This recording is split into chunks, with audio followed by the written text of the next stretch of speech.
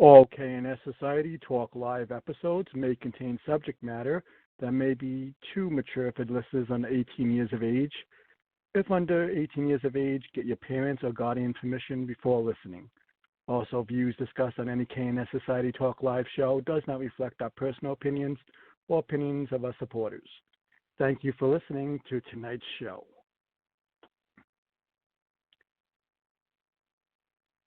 Now it's time for my story.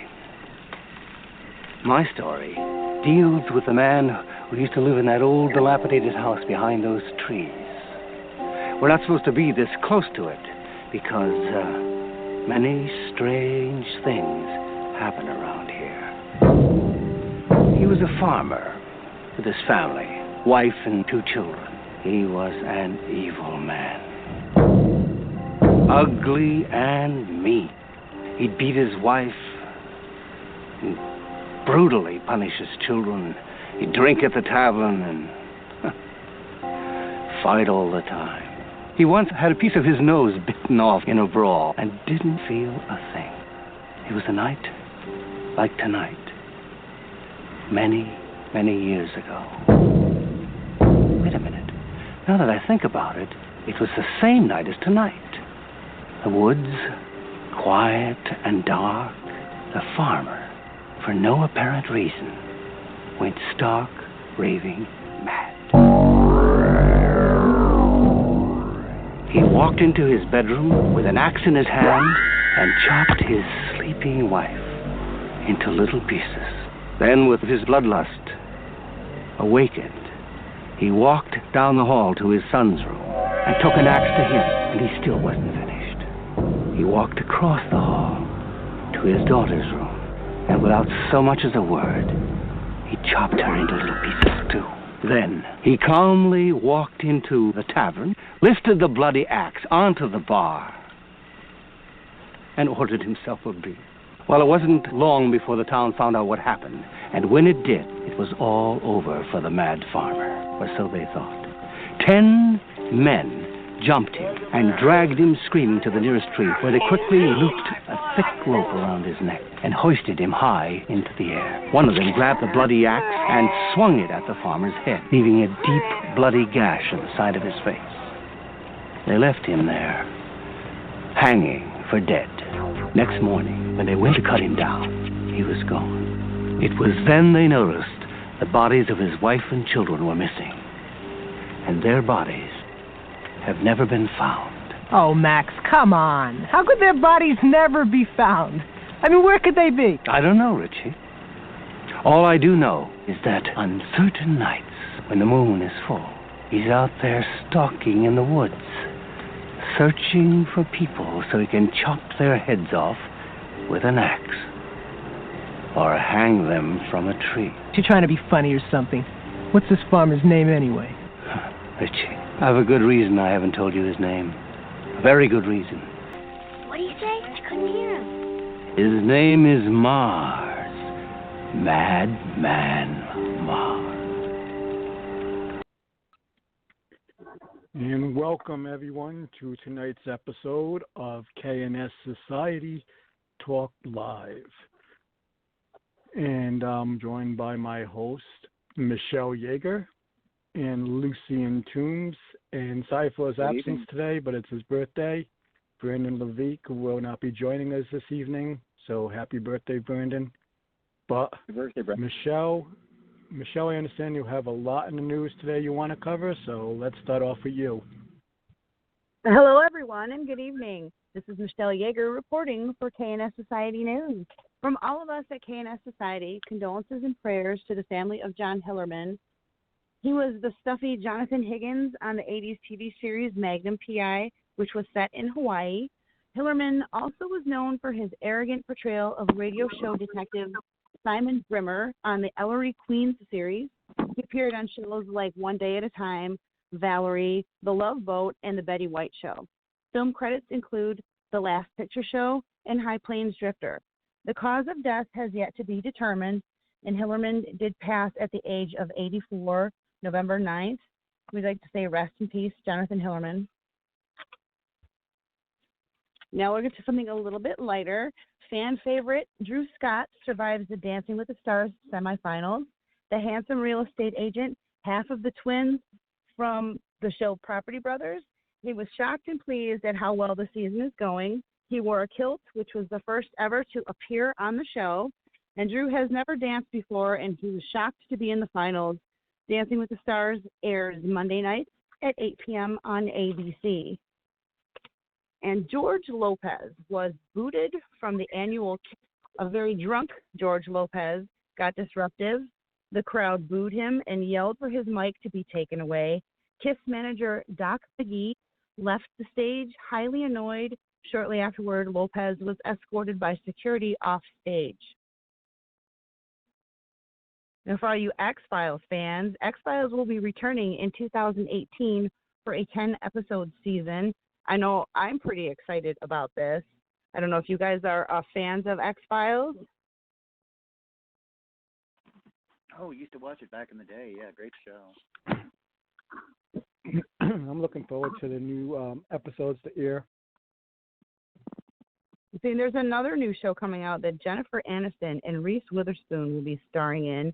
It's a new TV series about the world of a network morning television show.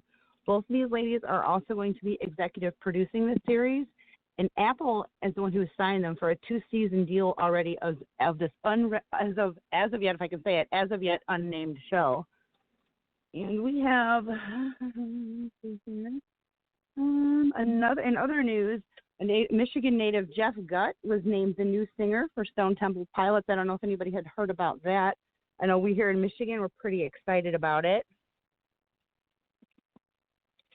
And then also Shakira postponed her El Dorado World Tour due to vocal hemorrhage. She's been on vocal rest for the past few weeks. She is hoping to start the tour in early 2018.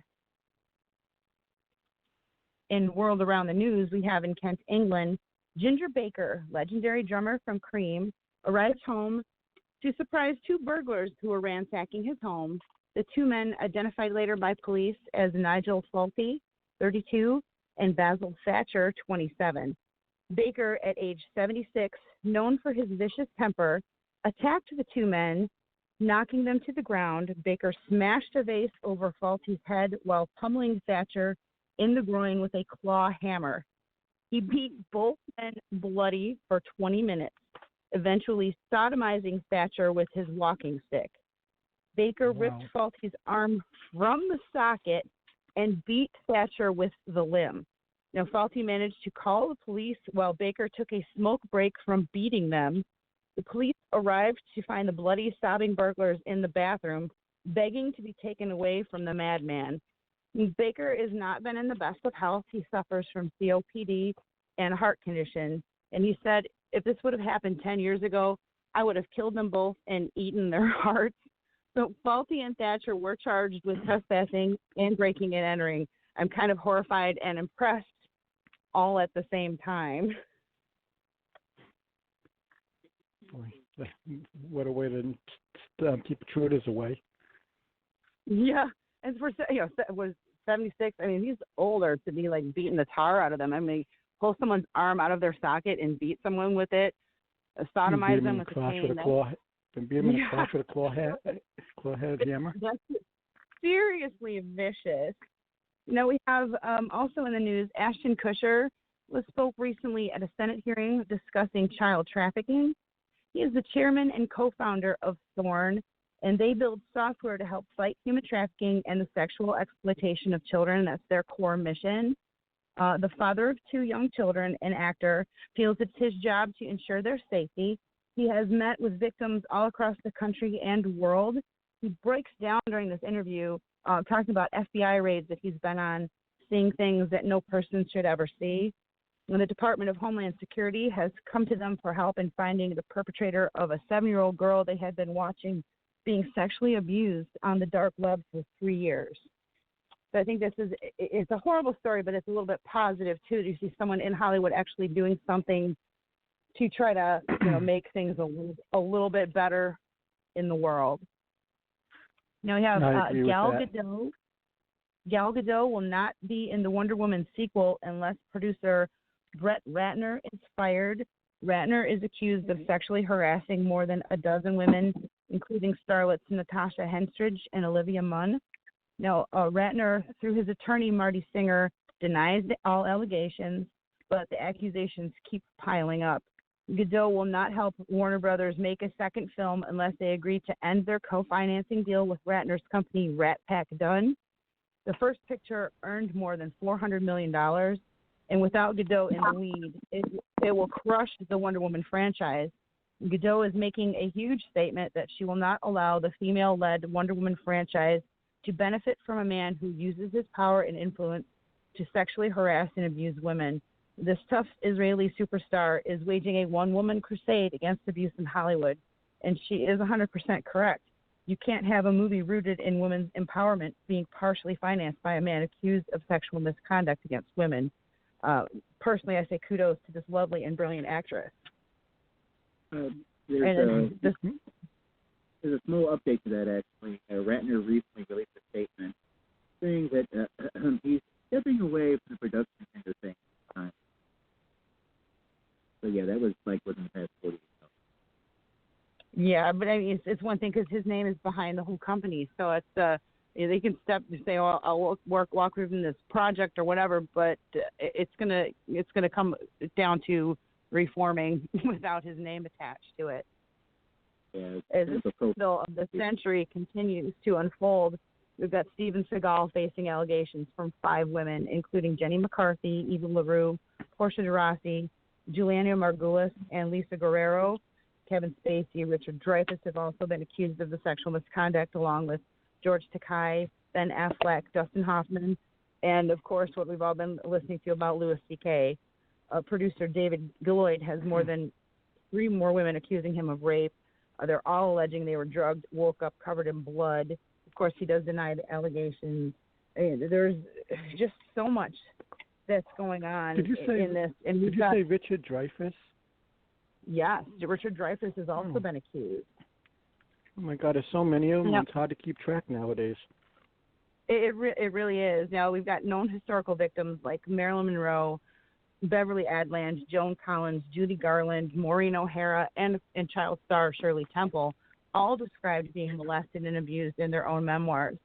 And everybody knows about Hollywood casting couches, and many women are made to feel fat and ugly in addition to the constant threats, abuse, and harassment. You know, sadly, this has been pushed many an actress and actor to abuse drugs and alcohol, which in some cases have led to their untimely deaths. Some have resorted to suicide, unable to cope with this type of abuse. And if it's okay for Hollywood to sexually abuse men and women and children, it gives the green light to anyone with power to do these kind of things. There is a compilation of video clips circulating showing ex-Vice President Joe Biden way too touchy with several children and women as well. And I've seen the footage, and it's blatantly damning. It's really kind of disgusting. No one has any right to touch another human being, especially a child, in that way. Consenting adults is one thing, but these are children. They are very, very young children. It was very disturbing. And I have a feeling that this type of sexual misconduct has become the norm in Washington as well as Hollywood. It needs to be stopped, and all perpetrators need to be punished for their abuses. And it makes me beyond angry as a victim of sexual abuse as a child myself. I know how damaging this is to a child's mind as well as to an adult. The sad thing is with this abuse, the victims become so afraid to speak out because of people like Hillary Clinton back in her lawyering days, getting child rapists off scot-free and placing the blame on the victim and not the one committing the act. You know, we've got women, if I can speak, women, men, and children who have been abused, and they should not be blamed for someone else's raping them. Yet that is what consistently happens. And I know how difficult it is emotionally for these victims to come forward. You know, as a victim of abuse early in life, it did not make it easier to abuse me as an adult. In fact, I refused to take the casting couch way to fame. To me, it was not worth it. And it's probably why my career never really took off. But I chose not to feed the monster. Some people are easily blinded by the promise of fame and fortune at any cost. And with those people coming out now with stories of abuse, that bothers me. It's like, wait a minute, you did the deed, you collected the fame and the money, and now you want to say, oh, poor me. It's shame on you. You had the choice to walk or run away, and you didn't. So now we're supposed to feel sorry for you. and your millions of dollars and your long film credits, courtesy of the ones you now accuse. So these people are, to me, just as dirty. You walk away if you can at the time to participate and then say nothing until it's fashionable to do so is just kind of twisted. So I'm hoping with all that this is coming to light that we're going to see a new Hollywood, a new government, basically a new world where sexual abuse and mistreatment of children, women, and men are concerned, that it's not going to be allowed or tolerated in any fashion. Now, Mondays at 9 p.m., the Don and I do a show called The Reach, and this is a show all about you. We encourage call-ins. You can tell us about your experiences, be those experiences uplifting or tragic. Your story could help someone who's going through a very similar life challenge, or it could be helpful just to get your troubles off your chest. And on Reach, we reach out our hands to yours to offer an ear and some kindness, which the world needs more of. I agree. And that's the news. What about you, Lucian? I know you have some news you want to talk about. Well, sort of follow up on Michelle's stories, the latest in the Hollywood Pervert Parade. You might be familiar with the name of the actor Tom Sizemore. He appeared in the film Saving Private Ryan. He was also in Black Hawk Down. He also had a role recently on the Twin Peaks revival, which was earlier this year.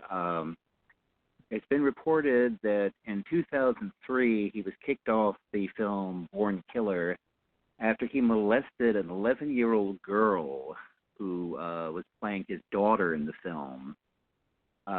It was backed up by 12 members of the film production staff, no less, that he had touched the young girl's genitals during a photo session, and 11 years old. All I can say is Kim Jong-un keeps talking about having missiles that could hit California. I can't help but wonder if that would be a good thing, because they really need to do something to clean things out there. I mean, either by fire or a tanker truck full of Lysol or something, because it's getting ridiculous. I agree. I mean, it's really getting really horrifying. And on a lighter note, and speaking of horrifying things, the big blockbuster movie from this past summer, the Blu-ray will contain 11 deleted and extended scenes in the upcoming release. I know you're big into Blu-ray and DVD. Now, the odd thing is that Warner Brothers will be making the digital HD available on December 19th of this year, but the initial DVD and Blu-ray release itself will not be until January 9th. So they're sort of missing on a big sort of holiday sale. Especially in the holidays. The holidays, big time. And speaking of horror films as well, I have a little tidbit here that I've got via Facebook from our friend Scott Essman. Universal Pictures' Dark Universe slate of films is officially dead now. They were talking about sort of putting everything on hold and sort of rethinking the project, but now it's complete. All right, rest in peace. It's over and done with. And let's see. And on a similar vein, take a little trip back in history here. It was 20 years ago, and if this doesn't make you feel old, I don't know what will. It was in March 10th of '97 that Buffy the Vampire Slayer premiered on TV, and it was also in July of that year that the movie Men in Black premiered, and also I Know What You Did Last Summer premiered in October of '97. So you got those three genre films right there back 20 years ago, and also too. It's just like yesterday too, being released. Oh yeah, definitely. Because Buffy the Vampire Slayer had a long run on the WB, and Men in Black and I Know What You Did Last Summer. Kind of landmark films to an extent. I mean, they definitely made their mark at the box office, and they've been quite popular. And speaking of popular, it was also 20 years ago that the American release of Harry Potter and the Sorcerer's Stone hit bookstores.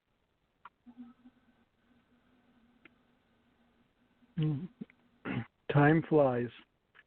Oh, does That's all it I ever? can say. Yeah. It was, yeah. Like you blink and a decade goes by. Amen to that.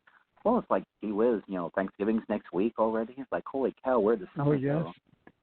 I know, where'd Halloween go? It's just like it flew right by. I couldn't even enjoy it. Right when you go into the stores for Halloween stuff, you look across the aisle, you have Christmas stuff. I mean, you can't enjoy these holidays. It became more of a marketing and merchandising thing than anything now. Yeah, Halloween's always gotten a bum rush, if you ask me. But now, I'm going to talk a little bit about how K&S Society Entertainment is going to be heading in the future. As those of you who follow me on Facebook and also on the website of www.docsocietyentertainment.com, I have discussed that a team that started off as 5 in K&S Society Entertainment is now 23. So it's growing. And also the podcasts are growing in both ratings and listening every week with listeners. So we have a new addition with Reach. That came about, and there's going to be several other podcasts coming about. We're going to have co-host Brandon Levique, who's going to be doing his own podcast starting in December with his friend Brandon Dwelly, and it's going to be titled B&B Wrapped Up. It's going to be a subject of music and freestyling and rap. It's a 1-hour show, and also several other shows will be coming about. Now, with K&S Society and the success it's been having as just with being an entertainment production company and also being with podcasts and such, we are now going to reach across the nation with K&S Society International, in which we're going to have a team of 4 people, 4 hosts coming from the UK, broadcasting K&S Society UK Talk Live. So we're going to be reaching out to that part of the country as well in the future. And also I have some features in the works, and we're going to be having some live streaming web shows coming up. Shows like Gerard's, which is based in the 1984 era. It's actually, I wrote the show, and I'm going to produce it and direct it, but it's going to be based on a video store that I actually was raised in, Michael Gerard's Video in West Warwick, Rhode Island. And it's going to kind of be like Cheers, but set in a video store with the rise and fall of the video store era. I'll also be doing Sit Down with the Don show, which will be aimed towards professional wrestling. I've been in the professional wrestling field for a while until I stepped out, but I still stay in strong contact with it. And I'll be hosting that show, and that's a podcast, and it's going to be talking to professional wrestling in the independent circuit and in the mainstream circuit. The game table will be coming about, which will be a video game web series live. Also, it's going to be a podcast coexisting within that. So I'm looking forward to that as well. So there's a lot of new things coming with K&S Society. And as you were talking about entertainment and film, I also heard that the Halloween film is now, you know how they're forgetting the other sequels. It's just going to be picking up after the original Halloween. It's also talked about it's going to redo some of the old Halloween film. So some of the things are going to just not exist. It's like an alternate reality, which this film is going to take a part in. I'm kind of questionable on that, and I hope that does well with the fans. I'm very confident having Jamie Lee Curtis involved and also John Carpenter involved. And I like Blumhouse Pictures, and I hope they do this right.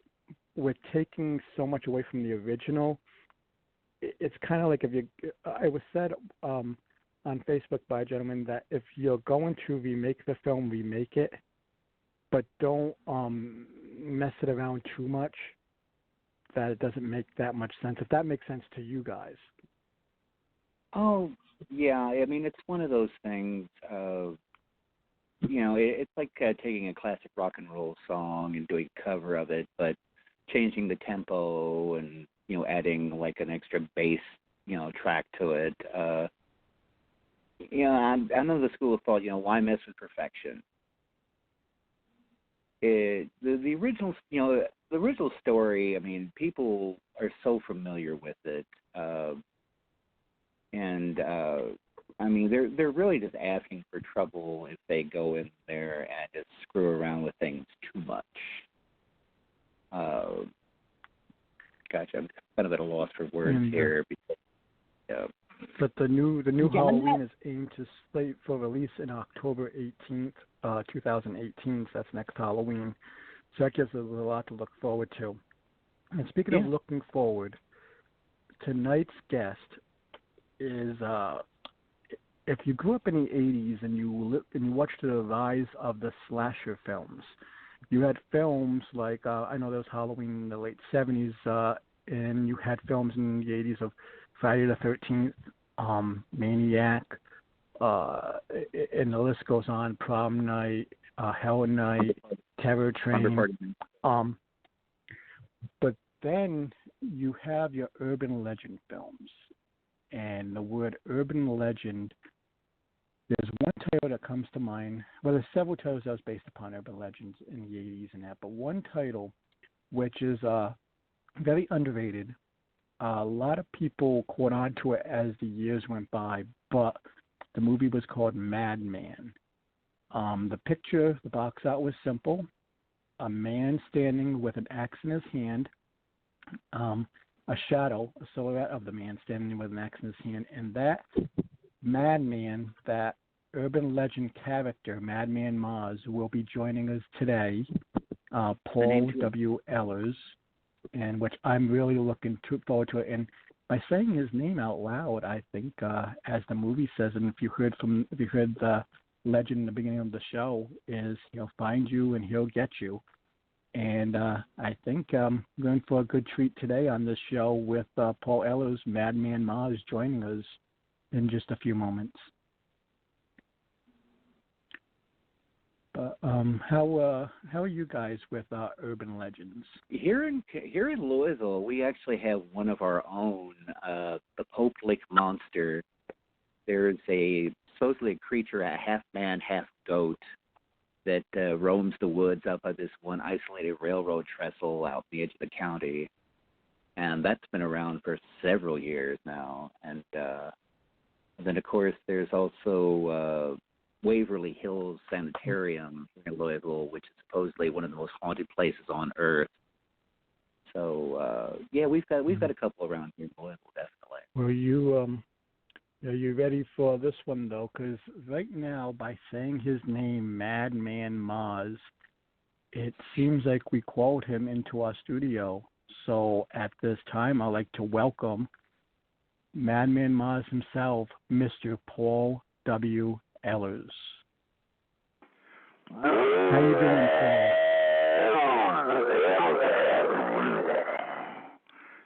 Good evening. Good evening, sir. Good evening. Good evening. How are you all? I heard somebody mention a name. I'm sorry. It cut through everything I was doing, and suddenly my head went up, and I jumped out of my tree, grabbed my axe, and did you guys want something? Well, Madman, we actually want to see if the legend was true, and actually you proved us that it is. Because here you are speaking to us. It's hard, though. Sometimes if I'm on a plane and I'm going, coast to coast, and someone says a name like in Oklahoma, I got to open the door, I got to jump out of the plane. Hopefully I don't hurt anyone else. And people don't understand what's happening. I just suddenly, hey, wasn't that? Well, yes. So how are you guys, man? Okay, identify yourselves, all of you, so I may know who you are. We have, me, I'm the Don, and we have Michelle Yeager. Mm-hmm. Hi there. And we have Hi. And we have Lucien Toombs. Okay. Good evening, sir. Good evening. Wow, guys. And so I heard you talking about privilege. how. Oh, thank you. No. For me, thank you. I mean, it's wonderful. I mean, I kind of felt the character in the movie kind of passed into obscurity years ago. I mean, it was interesting. When I did it in 1980, at the time I was working doing illustration and art. And a friend of mine knew a couple of fellows that were going to make their first film. And the conversation was, at the time, they were either going to do pornography, an action film, or a horror film. And it seemed horror film would be the best bet. And they kicked around ideas for a while, and it was low budget. I think we had $350,000 available for the budget in the day. And I know that they tried out all kinds of people. They tried guys who were like 7 feet tall and did all kinds of other auditions, and nobody was quite right. And I was called in really to do the one sheet, the poster for the film. And that was why I was up there, why I met Gary and Joe. And I know we were talking about the poster. We were talking about how the character would move and his acts, and and Joe mentioned, it'd be interesting to do kind of a traditional Grimm's fairy tale German book illustration, kind of like going back to old school silhouettes. So that's kind of what we did. Now, I did a proposed idea before I got the role for Madman. And, I was showing Gary Sales, who was the co-writer and the producer of the film, and Joe Giannone, the director and co-writer as well. I was showing them how the character would move and how he would turn and do things. And they both looked at each other, and they looked at me, and they said, "What are you doing for the next 2 months?" And I went, "Oh, my God, really? You want me to do this?"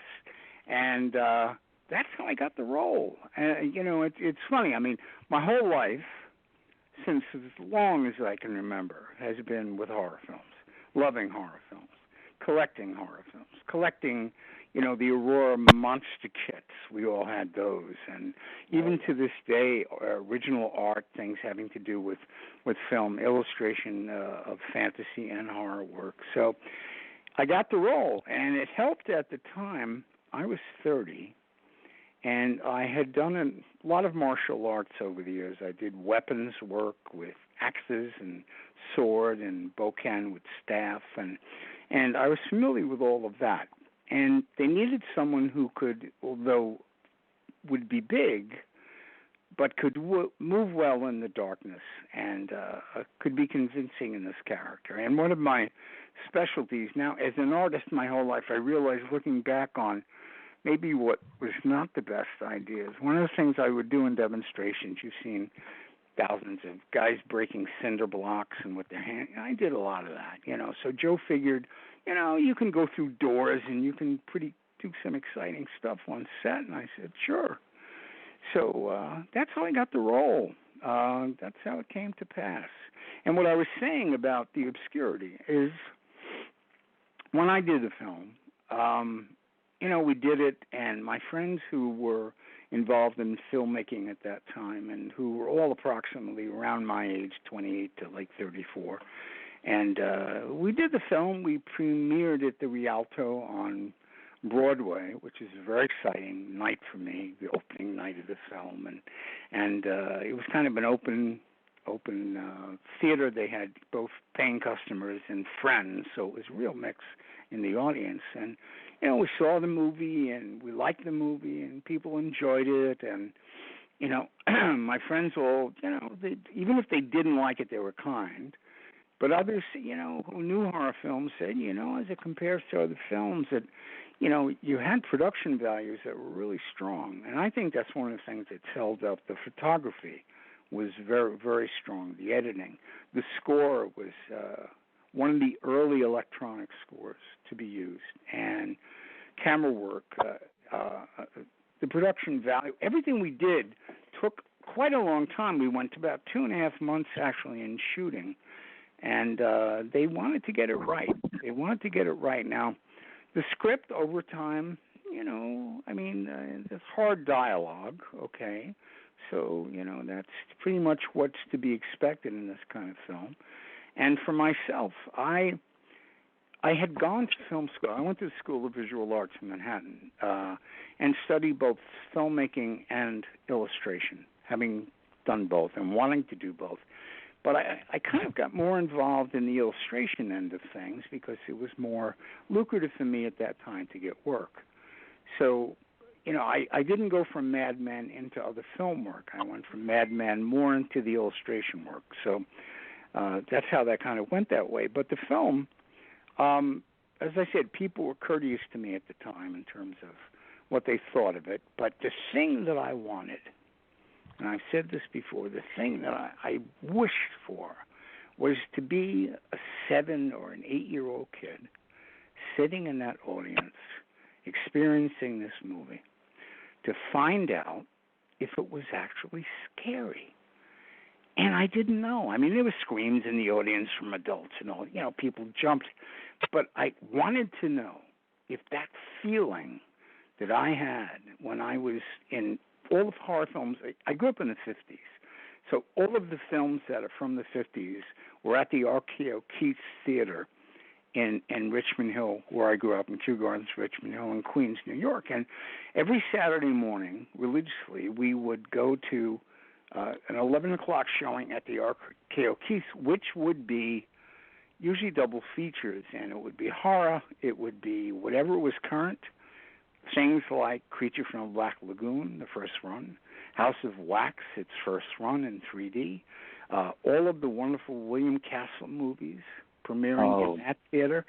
I mean, we were in those seats. I was one of the kids that got the little buzzer for the tingler. I think there were only like a few that had it, but some of the kids jumped, I jumped. It was kind of cheesy, but it worked, and House on Haunted Hill, which, by the way, when I was a kid, one of the biggest scares on screen, startling scenes, is when the girl is lost in the basement and knocking on the wall holding a candle, and she's in this very dark room, and she stands and she turns, and this old blind woman with gray wild hair and her hands up like claws, she's like standing there gnashing her teeth, and a great fright. I mean, everybody jumped, and she kind of floats across the floor as she leaves the room. That one scene, I think, for everybody of my age group remembers that. And that was good old William Castle with all his sometimes very cheesy things he did. And then there's Rosemary's Baby, but that's another whole story about William Castle, that involvement. But what I'm getting at here is that I didn't know how effective it was for children. And my friend Kevin Clement, who's been doing Chiller Theater now in New Jersey for 25 years. I mean, his kind of the person that represented Chiller, the horror artist that was Zachary was with that show with Chiller, I think, the whole time. He just passed just recently, sadly. Yeah. But yes, he did. Yeah, and we had.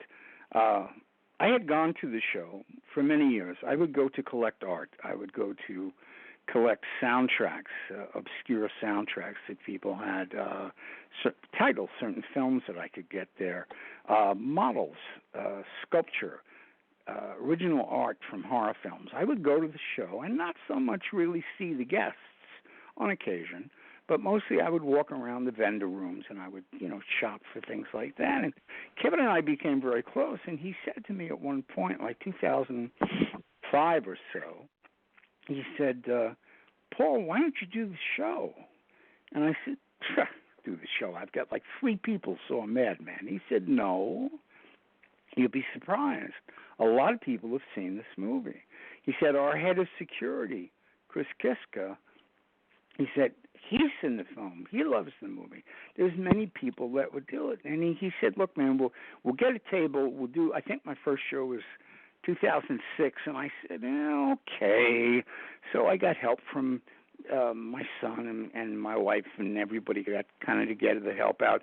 I had 8x10s made. I had nothing ready for this, and I set up the table, and I think somewhere online there's shots of that first table. It was kind of very elaborate. We had all kinds of special color-coded trays to put the 8x10s in, and there we were, and we had the acts one of the stunt axes was on the table, and one of the head props, and so I did the show, and then my point of this entire story is that, and then guys came up to me who were mid-30s, maybe late 30s, varying ages, and they said, Paul, you scared the shit out of me when I was a little kid when I saw this movie.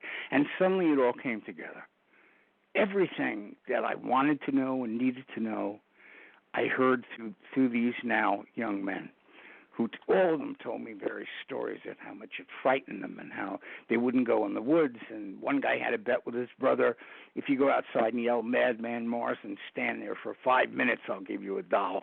You know, so crazy stories like this. So as it turns out, the people that saw it when they were young really did appreciate it, and it did work for them. And then, as you were saying, in time we started to get an audience, and it's kind of been building very interestingly. I mean, it's, you know, we didn't do the kind of business I would have liked in the beginning. I don't get residuals on this. I get paid for basically per week to do what I had to do, and you know, so it's got a secondary life that's happening, and now I have fan clubs like all over the world. It's like blowing me away. It really is amazing. All right, I've said a lot. When I first saw Madman, it was introduced to me. I grew up in a video store in West Warwick, Rhode Island. Oh, God. And I was just a kid, and the owner's daughter said, Keith, you got to watch this movie. I know you like horror films, because I was a die-hard horror film addict. I would watch them constantly. Right. She gave me the clamshell box to Madman. Oh, God. And I see all you see in that box is a silhouette of you holding the axe. Right. And I said, I got to watch this. Okay. I watched that film, and I was a young kid, and it scared the shit out of me. That film was done. A lot of people say they have mixed emotion, but me and also many fans believe that film was done so well with the scenery, the tone, the music. The acting was good too. You had a lot of great actors on set as well. Yeah. And it was just done perfect. But what scared you is that opening scene showing the story of what you did with killing the family. Yeah. That was done well. And also, they didn't overdo your shots. You were shot and like they'll tease and see you in a mountain, or they'll tease and see you looking through a window, and it was just done so right and built that tension. And it was one of my favorite films. It still is. I love the film. Thanks, man. Thanks. Yeah, I mean, that's what I hear from people. But interestingly, when we came out, Roger Ebert, and when they did their show, I think we got Dog of the Week, which was nice, for our film back then. But if you look at low budget horror from that period, and you compare a lot of films, just in terms of, as I said, the look, the production value, what's happening on the screen, how well timed the color is, the scenes, the music, we really go beyond, I think, the budget that we had at the time. I think visually and in terms of the way the film was assembled, I think it works great. I mean, I knew at the time we were doing a good job with this, and like I said, I would do things like we were at a scene and there's the doorway where the girl is screaming, and she seems like she's left alone, and the Ellie character, right? When Bill gets held up when I hold Bill over my head and I break his spine, and she's screaming and she falls out of the truck, she proceeds to scream for the next 20 minutes, it seems, and to the point where people are yelling and they think, would you kill this person? And it's like she's carrying on and screaming, and she's looking for people, and she runs to the house, and she comes in, and she walks through a room, and she walks down this hallway, and nothing, and she goes to leave again, and I show up, I come through the door. Well, there's a scene where she runs to a door and she closes it. And first door, I have the axe go through the door like in The Shining. That happens. But the second door, Joey took me aside and he said, look, can you dramatically, you used to break things, can you just hit that door and break it off its hinges? And I said, I think so. So I remember Jim, the cameraman, he set up outside. He set the camera up low, shooting up at the door. And he was like, he measured a distance. And he said, there's no way you're going to come anywhere near this camera with this door, Paul. I said, please move back. And he said, he moved back a little bit. So when Joe said action, I kind of palmed the door like with a real forceful palm strike, and bam! It comes right off both hinges and falls whoosh, and right in front of the lens. So that happened. That was fun. But that was the case where Joey asked me to really just go animal on the thing and just break it and just break through it. So I did a lot of that. I mean, I figured, what the hell? I may never do another movie, man. I might as well kill myself trying to do this. And I think that comes across. I mean, Yes, it did. They were very careful about how much they kill a lot of people. I mean, it's so funny. I was at a convention. You do things with like the fans and stuff, and it's, I forgot for a minute, and I said, somebody's talking about how many kills, and how many did Jason do, and this and that. So, I said, guys, how many people did I kill in the movie? And like a bunch of people said, 10. They all know. It's great. They know what you did. But yeah, and I'm, Keith, obviously that this hits you in a certain way. It's done this with a lot of people, and I love that. I mean, who knew? I didn't know. At the time when we didn't know, we had a showing. It hit all this. It was the first film in 1982 that had a trailer on TV, and I was with friends at a party, at a New Year's party, and we're all having champagne and stuff, and suddenly somebody says, "Stop! Everybody look!" And it was one of the trailers for Madman. I said, oh, shit. So that was 82 when it came out. We shot it in 80. And it was the first preview for any movie, New Year's Day that morning, right after midnight. So that was exciting. And, we did that, and we all went. Everybody went, as many people as we could get to go. But after it did a run in theaters, I mean, ultimately it went around. The cool thing was it went around to the point where it got a little skeevy, and it wound up on like 42nd Street before it got Disneyized, before it was that. It was, the types of theaters you'd walk in and your shoes would stick to the floor. Grindhouse. Yeah, Grindhouse films. I mean, just the best. I mean, we used to go in there with booze when we were kids, all kinds of stuff. But it showed with, what was the film? It was showing tonight, Madman, and Curtains, a movie called Curtains. All right? Showed with that. And I saw it there, too. I had to. I got some friends together. I said, guys, we all came here to see cheesy, semi-porno movies back in the 60s and 70s, and, and we've seen most of the Christopher Lee Scars of Dracula in these theaters. They always had them. So we all went there to see that. So we were all in the theater, and we were carrying on, and people said, "Would you guys shut up?" They didn't get it, but I figured that was it. We came full circle to that. The theaters on 42nd Street, man, in Times Square. So I figured we had made it, But that was it.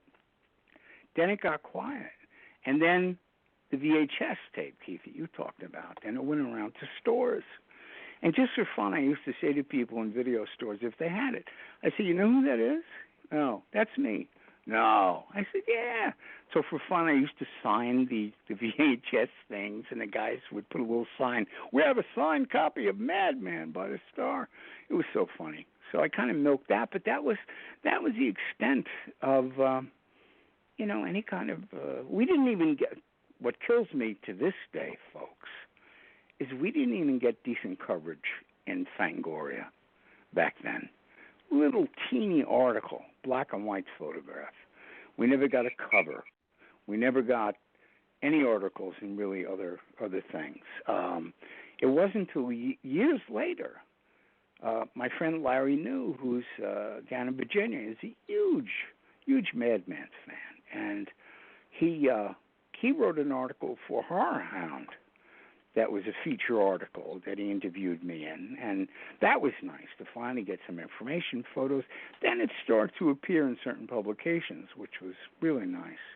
But Larry, he had been a fan his whole life, and he called me and we spoke, and he sent me at one point Monty Ward had done a doll of the Madman character that was being sold for a while. It was out there, and he got me one of them that Monty made. And when I got it sent to my house, guys, I got to tell you, after all this quiet time, all the late 80s, the 90s, with nothing, then to receive this thing in the mail that somebody was making for fans, I couldn't believe it. I mean, I was dumbstruck. I was touched. I almost cried. It was like, don't tell anybody, Madman. I almost cried, but I did. It was such a touching thing, and other people have given me these tribute pieces of art. I have this little collection of paintings and pen and inks and little characters and very, very cool stuff. But they never did a mass market like the great. The McFarlane, Monster Series and all the great stuff that was put out by that. They never did it. We never had a factory release of the character. I know one custom. Did you see MCWF's figure? Derek and Wanda Maness made a character of Madman. I did. I like that one very much. Yes. I think it was amazing. And he does it all himself. Yeah, it was great. It was great. I've been in contact with them too. Yes, they did. They did a terrific one. He made the Dawn of the Dead figures for me, and he also made the Dawn of professional wrestling figures for me. Yes, I love it. I know that Gary was when he was going to remake Madman, or at one point, they were trying to find people. I know that they had a wrestler that they were talking to play the character. There was a time, if we went back to the years where we were first talking about doing this, and I was in better health at that time, I was going to do it again. I was going to try to do the role, and which would have been fun, I don't know if he would have ever spoken, I'm known for, I do these wonderful voices and things and characters, and, meanwhile I'm doing, and, they didn't really use me in the movie, and it really wouldn't work out if I said, pardon me, did you call the name Madman Mars? I could have sworn I heard something while I was up a tree, and, I felt compelled to come here. That wouldn't work. Or maybe it would. I could see a cartoon coming out of Madman with that character. Yes, hello. I finally got my voice. They gave me, I had a surgery done, and they've given me the voice box and vocal cords of an old Shakespearean actor. So, yes, I've lost all the, funny. But, it's been a great ride so far, and I still do conventions when it works out, and people are still terrific when they come, guys. They, the horror fans are some of the most lovely people. You wouldn't think with all the blood and guts and everything, but they are. They're very appreciative and very kind folks.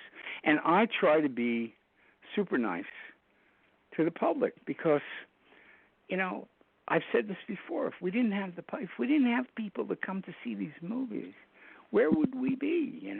It's like I could never understand being a real dick when you meet people, or not caring. I mean, it's hello. We depend on the public. It's so important. Any artists really that get appreciation is so important. But you guys, how long are you doing today?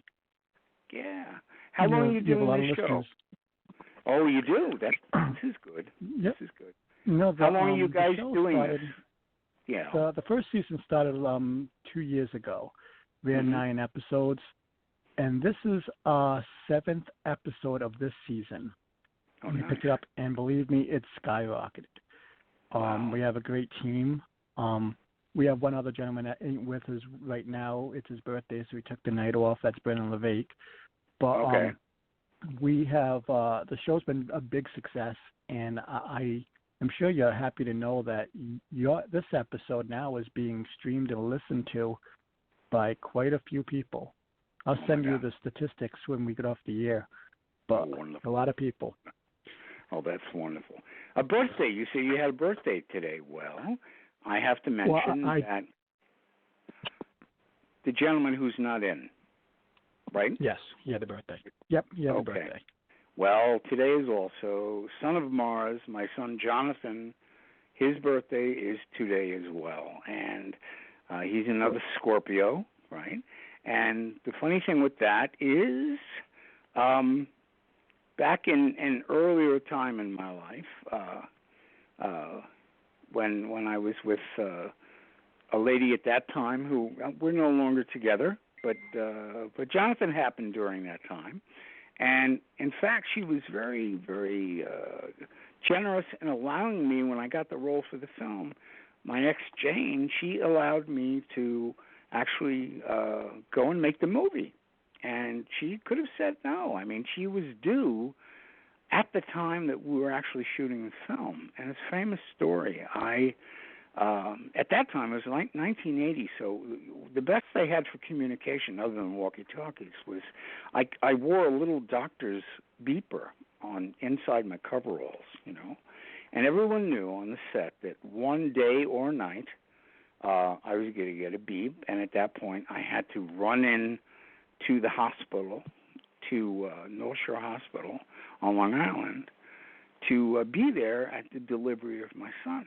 And we never knew when that was going to happen. And sure enough, one night, the night of, I guess, the 15th, right, the 15th, November 15th, the beeper goes off, like 2 in the morning, and everybody scrambles. It's, my God, it's a beeper, And I must say, by the way, we shot this on Long Island, okay? We shot it out in an area called North Sea, which is, if you go out to the end of Long Island and you start going through the Hamptons area, after Southampton there's a fork, and if you go to the left there's a little town called Noyak, which is kind of in the crotch of Long Island.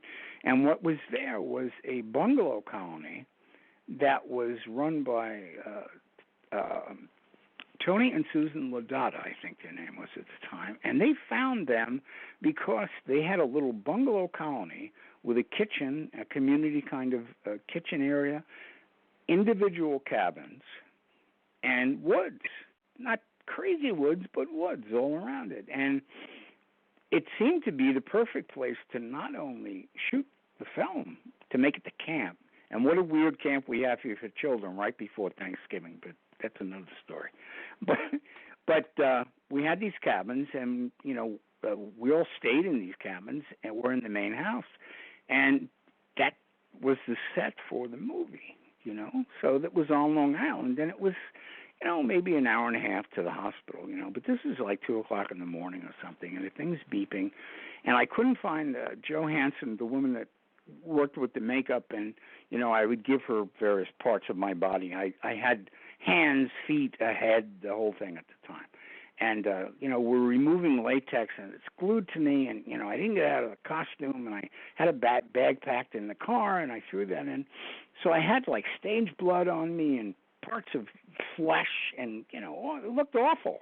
And I said, goodbye, and I head out, and I make it into the hospital. I arrive at the house. I don't know how fast I was driving. I'm really surprised. I probably at that hour, it's because no one was on the road, thank goodness. But I get to the hospital, I jump out, and I run up to these guards, and I said, excuse me, where's maternity? And they look at me, and they go, fella, you want emergency? That's around the side. I said, no. It was a very funny thing that happened. But so we did it, and, we delivered him, and that was on November 15th.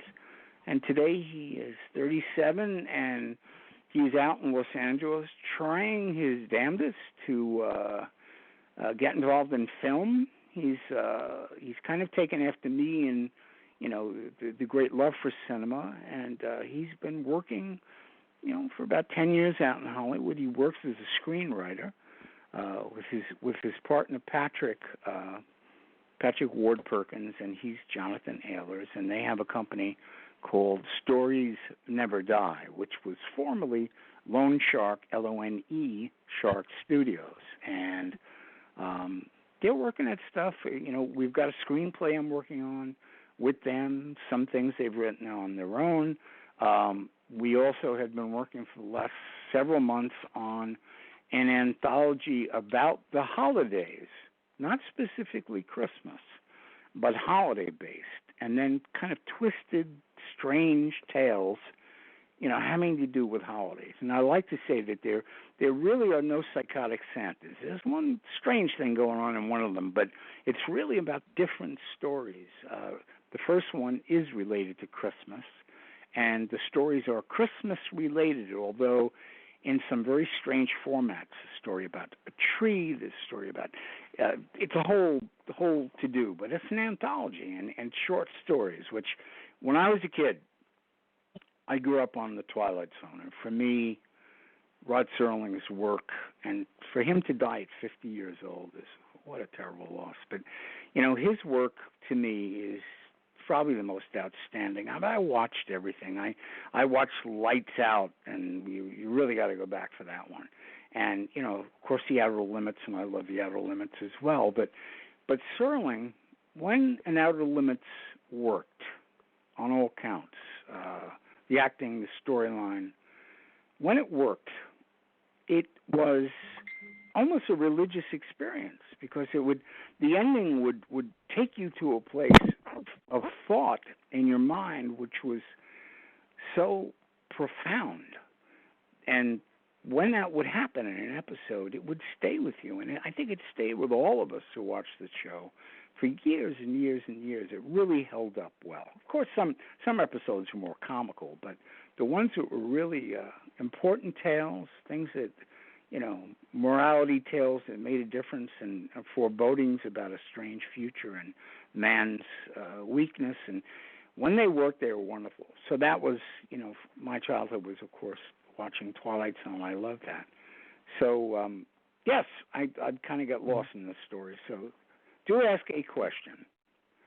No, but your son, I saw him. I watched the featurette, and before I said plug this.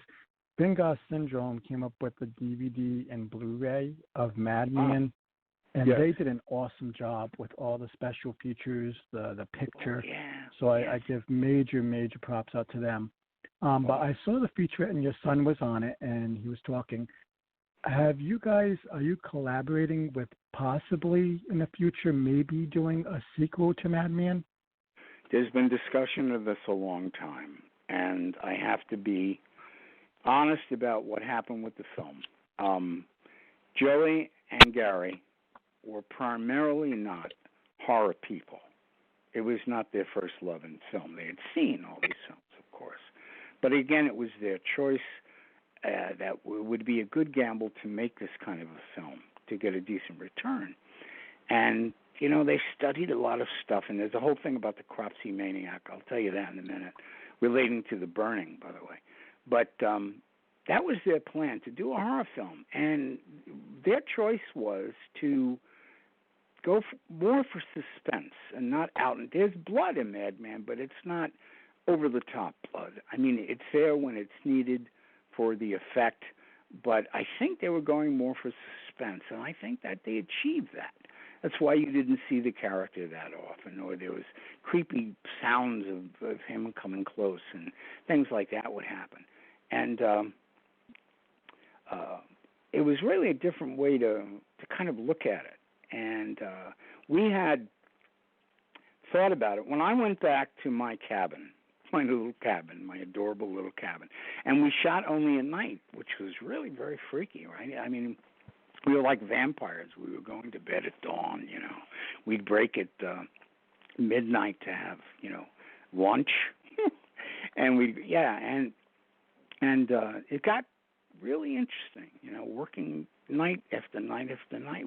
That's why the mood is so good in the movie, because it's really shot at night, And we had done that, and I would get back to my cabin at the end of the night, and I would think about the kills that Joey had the character do, the things he did. And I gave a lot of thought to, if I was making a film as a horror guy, how would I do these kills? And I got together with my son and with Gary a while back, and I said to John, let's give this thing a shot. Let's re-examine it and see what we can do with it. And we reworked their basic storyline but embellished it. I got the kills in this that I would have liked to have seen on camera. And a lot of times it follows the same thematic ideas as Joey and Gary's movie, but what will happen is you'll get to the point of what you think is an expected scene, and it does not turn out exactly like you expect. And I like to think some of them are a bit more horrific and more in-depth. And, for instance, what we decided to do with the film is open it up and get into this character of Mars. Who is he a little bit? You know, what happened? You know, in the scene, Max talks about him murdering his family, going to the saloon, putting the bloody axe on the bar, and ordering a drink. Well, we thought that interesting, but, you know, what I did with John is we took it from the house, from the murders, him getting into a truck and driving to a local tavern, and we pick it up from him sitting at the bar, and it's what goes on in the bar between all the local guys in the bar. Some of them work in wood mills and you know, and the lumberjacks and things like that. And he's got the bloody axe there, and people start talking quiet and whispers around the room. What the hell's going on? And they know who this guy is. And he's always kind of an outcast, but now something terrible has happened. And what it ultimately leads to is we explore the hanging, the townspeople getting the best of him, which is not easy, and we explore the whole hanging, what happens, and in a sense there's kind of a curse that happens during the time that they do this to him, and we give that more detail. So suddenly now you know why the town, and that's the thing we really bring out in this, we bring out why saying the name Madman Mars is such a dangerous thing to do. And we graphically show what happens when you do that and how it's been a fear in the town and the townspeople. The kids grew up with this. They didn't fool around with this. Their parents were very, very serious about it. And we kind of lead into what happens with all that. But we have, you know, same characters, a lot of the same stuff. We've added a male character hero to go along with the girl, okay? So we now have these two characters involved, and but it follows the storyline. But I think if it comes to pass, I think a lot of you are going to be very surprised with what you see happen on screen with scenes you were familiar with, but that we go into either a very different kind of take on it, or we go into a really horrific detail of something that's very terrifying. And we'll see. You know, we wrote this now 9 years ago, and I know Gary's been trying to get backing for this, and you know, we have to see what happens. I mean, it's I don't own the rights to the movie since Joey Giannone passed, which was very sad. He passed before I even did my first convention, which was sad. So he never got to see the rebirth of all of this. He never got to see the appreciation from the crowds, you know, which was sad. But yeah, it you know, he didn't, and you know, but it's been a long time. It's been, who the hell has a sequel this so many years later? You know, it's like I used to tell people as a joke, you know, I'm the only horror film that like doesn't have a sequel. Hello, you know. I mean, if I had been, you know, Robert Englund or anybody else in the films, you know, this would have been, you know, kind of a good living for me going forward. Now it's more like just a passionate thing I do, you know. It's for the fans. I don't do it for the money. I do it for the fans. But it's fun. It's fun stuff. Yes. I think a sequel will actually be great at this time, because it would actually bring more birth back to the original, because then people would be going back to the original, watching it, following it up with the sequel. So it actually is a great marketing concept. I always, like I said on a previous show, on a remake, I always feel that the remake, it's like it's retelling the story.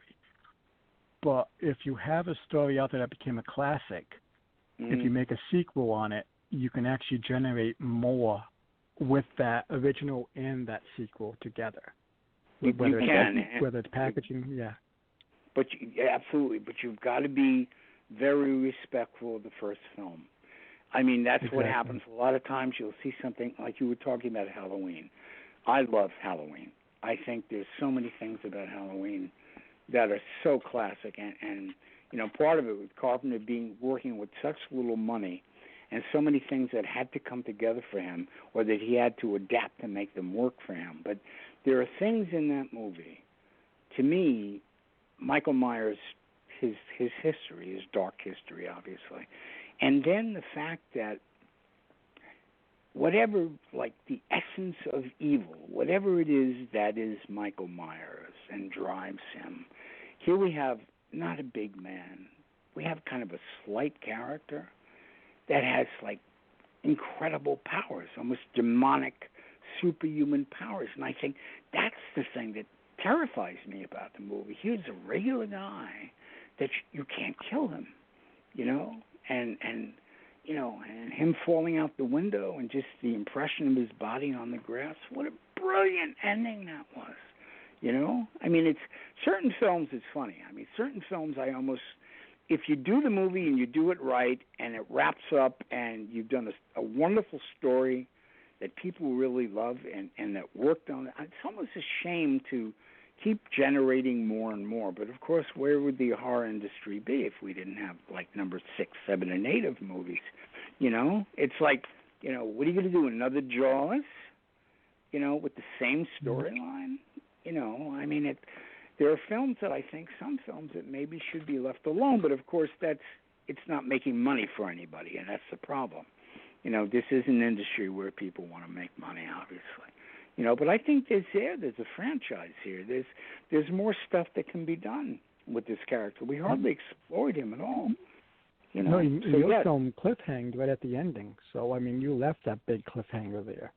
Yeah, I mean, he's dead. Well, is he? You know, I mean, not so much. I don't think he basically got stabbed in the shoulder, and he's a pretty terrible, weak guy if that'll do him in. But you know, and then the fire happens and all of that. So. You know, we got to see. We got to see it. I'm sorry. We never seen him die. You never seen Madman Mars die in a film. No, you don't. You know, you don't. And anything could have happened there. I mean, he's, you know, it's just a lot. That, you know, funny. There's a lot of funny things that happened during the production too. There's things that happened because we shot at night. You know, there's one story I was telling recently that one night. We had our actresses, we had little tents set up and heaters. It got really cold. You know, we started in October, and then we were shooting almost mid-December yet, you know. And but it started getting really cold, and it's funny, the guys were going around, since leaves were green when we started, you know, they're going around and leaves were dying, turning yellow. Guys are spray painting leaves green, and we're trying to keep the continuity of all that happening. It was so funny. And we had a night where the girls were concerned. It was like, you know, 2, 3 o'clock in the morning, and somebody was creeping around just on the outside of the lights. People were seeing some figure of a person moving through the trees. And I'm in makeup. I've got all the makeup on. I've got the axe. I've got everything. And Joey takes me aside because the actresses were getting nervous about this, and nobody could get this guy. And Joey says to me, Paul, why don't you head out there in the dark and see if you can find this guy? And I'm thinking, oh, it's like the ultimate Halloween thing for a kid. I said, here I am in full makeup with the axe, and I'm going to try to find this guy in the woods. I never found him. Damn it. That would have been an interesting story. But yeah, that would have been a lot of fun. But a lot of things happened on set, you know. And then you had there was the hot tub scene. There was Galen Ross and Tony Fish. Yes. That scene had to be the longest hot tub sex scene I ever seen in a movie. And one of the most least sexy sex scenes ever. You know, I mean, it's hilarious. I mean, people start laughing the minute it comes on, and it's like, oh God, so funny. I mean, you know, I don't think it was supposed to be, but it's just what happened. It's just, you know, it's at first I don't know. Well, they were spinning around in that hot tub, and I'm like, well, what are they doing? What are they doing spinning in a hot tub? I know. Well, let me suffice it to say, there's going to be a hot tub scene in our version, but it don't do that. I'm not going to tell you, but it's it's not as mild a scene as what came off there, but we've got one in there. That's why I say we stuck with basically the kills and the progression of the story, okay? But it's more of an envisioning from the point of, the madman, me and my son, and it's which is kind of neat. Madman and son, composed this film, and we're doing so.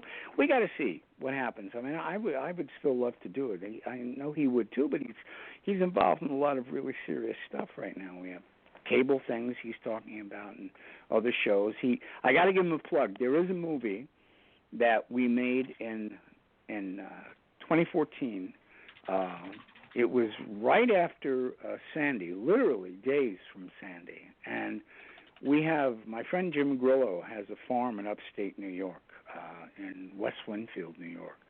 And we've all been going up to Jimmy's farm for forever. My son's been going up since he was a little boy, and it was really a roughing it kind of thing. We'd go out with Jim. He would hunt and do things like that, and farming and maple syrup and kind of Jeremiah Johnson existence, which we always loved doing. And he raised chickens, and he had organic produce and and other animals, and we've been going up there forever, but it's a great place for a set. And John had come up with a storyline that, using Jimmy's set, it's kind of a modern day mob story with a real different twist to it, and it's really the son of a major mafia don who the father, after many years, is finally caught by the FBI, and he's going to prison for probably life.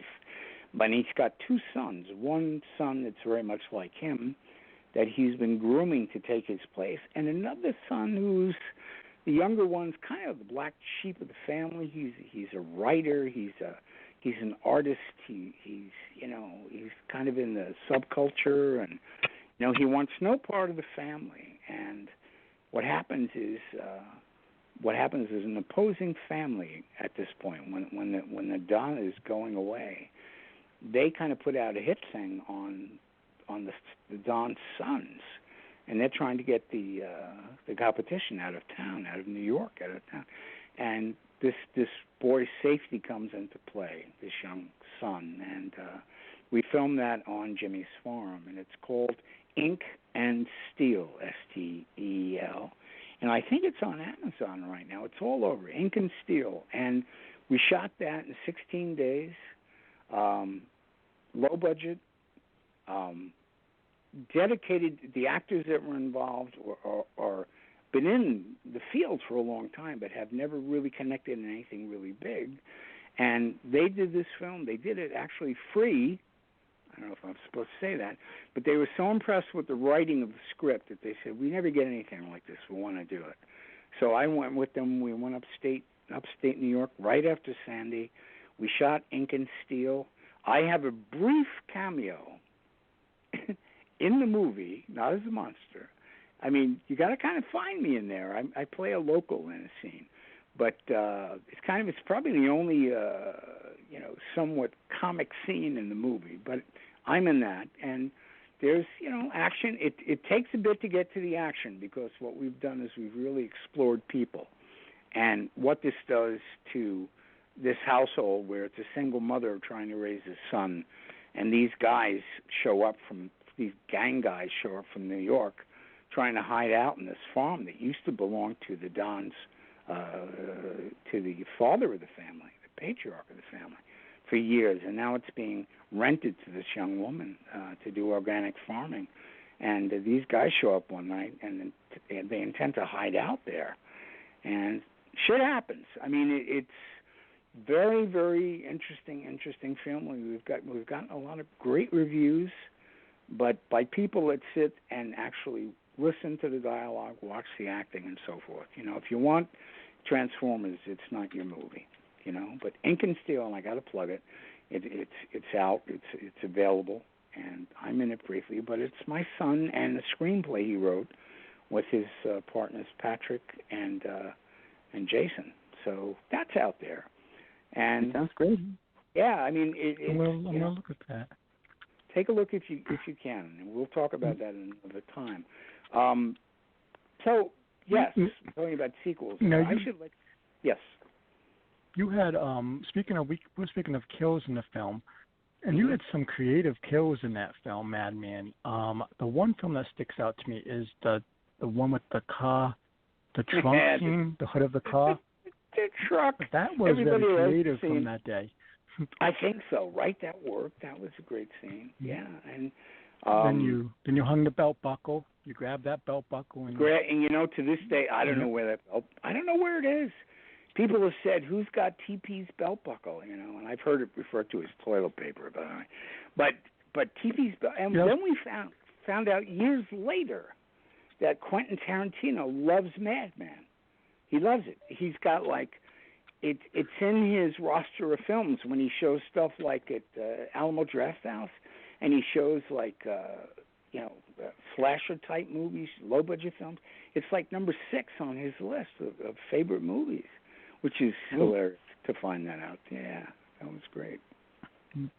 Then you had the another scene with poor little Dippy trying to go to the bathroom. They opened that bathroom door, and there you were. I know. Dippy's a good thing. That led up to the whole thing. Oh, it did, and it's really the first kind of viewing you get of him. And I know Joey wanted to make it dramatic, and I've since done some conventions with Michael Sullivan, who played Dippy. He's a great, wonderful artist. He does these animated films, and he makes these wonderful dolls, and he does a whole series, Sex with Robots, and it's charming. It's wonderful stuff that he works on with that. Michael Sullivan's work, but Michael, I'll say it now because I guess it's okay to do, but the scene where he's going to get another bottle of Jack Daniels that's hidden in the barn, and he goes out to the barn, he takes the lock off, and he swings open this big barn door, and standing in the doorway when the light gets turned on is Madman, looking huge, and what he does is he boom, and he has claws, and he just takes Dippy's throat out, and Dippy collapses, and he proceeds, as he does with all the bodies, to drag it off and hang it on a hook in his basement. And what's interesting about the scene is I'm like 6 feet. I'm they wanted me to come off a lot taller, but I'm 6 feet, And Michael, though, is maybe 5 feet, 4. I'd have to write it down. Michael is not extremely tall. He's tall of character, but he's not, as an actor, he's not huge. So it looks like I'm a Sasquatch compared to him. And I think that set the stage for everyone to think that, the Mars character was huge, But yeah, that was a fun kill. I mean, the scene at the bus is funny when the kids get on the bus and I run in front of the bus and then I come up to the door and try to get into the bus, the old style school bus. And Alexis is trying to open the door, and there's a bat on board the bus. One of the kids has a bat. It's like a solid red plastic bat, and she starts hauling off on my hand. And what you're seeing there is not so much acting. I'm going, and I was like, well, just stop it. I'm trying to say something because she's really full force hitting my fingers with this bat. Like one of my latex fingers came off actually during that scene. But yeah, she was really motivated to really go swinging in that scene. So that was fun. And the scene with the truck, which was kind of unique when the girl can't start the truck and puts her upper torso in there to try to get the engine going. That works. A number of the kills like that work. As I said, we have in the new reimagining of it, we have kills that are similar. Well, they're not that similar. I'll tell you the truth. They're not that similar. They're fairly horrific, in a wonderful, horrific kind of way, and the mood is there and all. Now, when Betsy had the shotgun, and remember, I think was it Stacy or Ellie that jumped through not jumped through the window, but jumped to the window, and she fired that shotgun.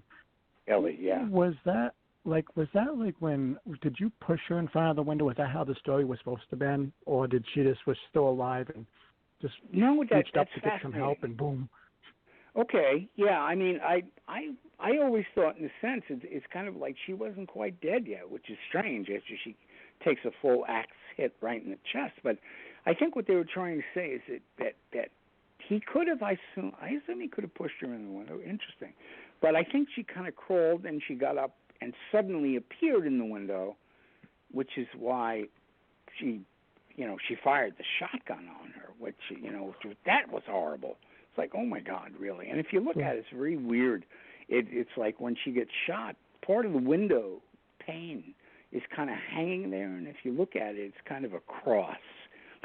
Which is dun, dun, dun. When that happened, they had to electronically set up the shotgun. It wasn't like a standard pull the trigger and it goes off. They had to put some kind of a charge in there that they controlled, and they had put a shield up to protect the camera. And it was so powerful, there was too much explosive that the shield broke, and it almost shattered the lens of the camera. I know that Gary got a little piece of glass in his forehead from that. That was kind of a dangerous scene when that happened. But it was interesting. We also didn't have Madman's lair, his basement lair, was not in the same location as the house that's used. The house that's used was an actual house in Quogue on Long Island, in this town down the side street. It is very much what you see. That house they go to, that's the house that stood there. We dressed the house very little. Almost everything in that house was in there, which is pretty creepy. I mean, pictures were left on the wall, all kinds of, and the tables, and, we didn't have to dress it very much. But that's the house. That was his house. And we actually made the basement section where Mars kind of lives down in that basement and where he has the rats and he's lighting candles and all. That's back at our location in Fish Cove, which is where we had the house we stayed in. It was the basement of that house. And we gave the impression, of course, that this crazy basement was at the bottom of that house. And it's kind of cinematically put together cool. You can see there's a scene with Richie, the immortal Richie, and he goes in the house and he opens a closet door in the kitchen and he steps down to go look in the basement. Well, the thing you got to look for there, and he was so good at pantomiming that's not a stairway. He opens that and he goes into this closet and does this step-down motion to make it look like he's starting to go downstairs, but it's just the closet. And then we pick it up with the pickup shot of him walking down the actual steps of the basement. But so that's where we built a lot of that. And it's funny, we had rats. We had white rats that we got. We couldn't get any other color rats, so we had white rats for the scene. And I know that we spent time we dyed their fur a little bit to make them a little more gray, and to try to get them to work into it. And things happen, They say no animals were hurt during this production. One of them, after I lit a candle, a poor mouse stuck his nose in the flame. Ooh. Yeah, I remember I'm suddenly, oh, my God, I'm putting out with the claw, I'm putting out. But mouse survived. He was fine, but it was fun to do, guys. We had a Halloween out there, which was a gas. And had a lot of fun. Had a lot of fun making it. That was a perfect house for that film, too. And I think one of the scenes when you said about Richie in the house is, I remember, is him looking out the window briefly and you see Madman running across the yard. That is the first and last time I've ever run in my life. I'm not big on running. That's why I learned martial arts, because I was heavy. And I figured, all right, I either got to do jokes to get out of a situation or I got to be able to fight. So I picked a little of both. So I would do shtick, and if that didn't work, then I'd have to fight as a kid. But, with that scene, I had to go, And the funny thing about when I run, I was told by somebody once, they said, you don't run normally, Paul, you prance. I said, oh, well, it's not a manly thing to do to prance across the field. But I kind of do. I twing, twing, twing as I run across. Yes. So there's that. Yes, he sees Madman running. That's something. Yep. And, of course, he gets lost forever, in the scene. And I think Joe did that. He struck the mood great with his the film. And I think that's what he probably did with that shotgun scene. He built up the mood of fear. And here you have the poor Betsy walking around wondering, like, where is he? And all of a sudden, there's Ellie, who is alive and trying to get help. But it was that fear factor that caught Betsy, and she reacted with that fear. She did, and shot her own friend. Shot her. Yeah, I know. It's like, oh, my God, yes.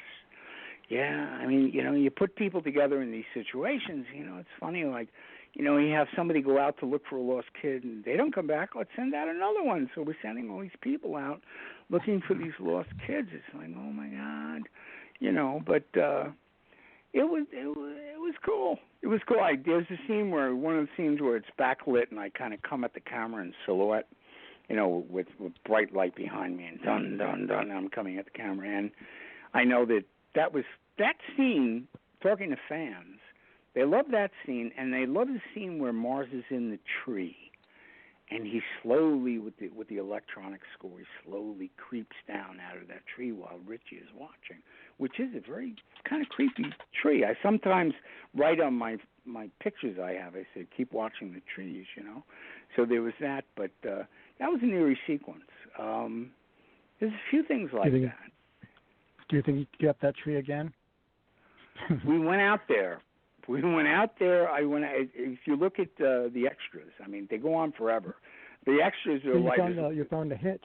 You found the hitch. Yeah, we found a hitch. We found a piece of chain and some rope that we had. It was badly frayed, but the chain section was still there. We went out to the location, and if you guys get the film to watch some of these extras, we went out in the fall, and here's the weird thing. The location they used for which was called Fish Cove area, and this bungalow colony, which was in a beautiful place. The owners used to have, like, Buddhist retreats there, and they had people doing seances, and they had people doing spiritual gatherings, and apparently it had some kind of a vortex area where a very powerful, place in the universe to be. And they did a lot of wonderful things there, and there were the cabins in the main house and so forth. And we had, I was just trying to think of what I was going to say here. I just had a Paulsheimer's moment. This is what I call it, when our brain goes, oop. So ask me some more questions. Get me back to reality here. Well, how many days do you think did it take to make this film, to complete it? Was it a lengthy period of shooting? 2.5 months. We were supposed to be in and out of there, go in October and get out in early November. Well, we went of course into Thanksgiving, through Thanksgiving. We then started going into December, and it really was getting cold at night. John Lennon was killed during the time we were out there, and we had a night we did not shoot. Everybody was very, very moved by that and upset. So it went about 2.5 months. We went over budget some, okay? And but otherwise, they really worked with what they had. As I said, the camera work is great in this movie. There are shots, dolly shots. There's shots that they work with hardly nothing, and we're able to get amazing shots of a lot of things. And like I said, in the rethinking of it, we go into a lot more detail about Mars and what the people in town thought of him. And especially the legend, how the legend really takes off and how the fear comes in. And about that, Joe and Gary, when they were planning the story, they were basing the character on the Cropsey Maniac, which is basically an upstate New York campfire tale. All right? And what was happening was when they were auditioning people for the role, a number of actors came in and said to Gary and Joe, we just read for a movie very much like this a couple of weeks ago. And it turns out the movie they read for was The Burning. And The Burning was, in fact, about the Cropsey maniac. And it's like, uh-oh, now what? So they had a jump on us. They were already in production. And everybody scrambled. My God, what do we do? And they went back, and I think Gary came up with the Madman Mars character, and it switched to that. Now, the funny thing is this, and this just happened to me a couple of weeks ago. I did the convention, the Chill Theater Convention, just a couple of weeks back in New Jersey, and it was the first time at that convention they were going to have the actor Lou David, who played Cropsey in The Burning, was going to be there.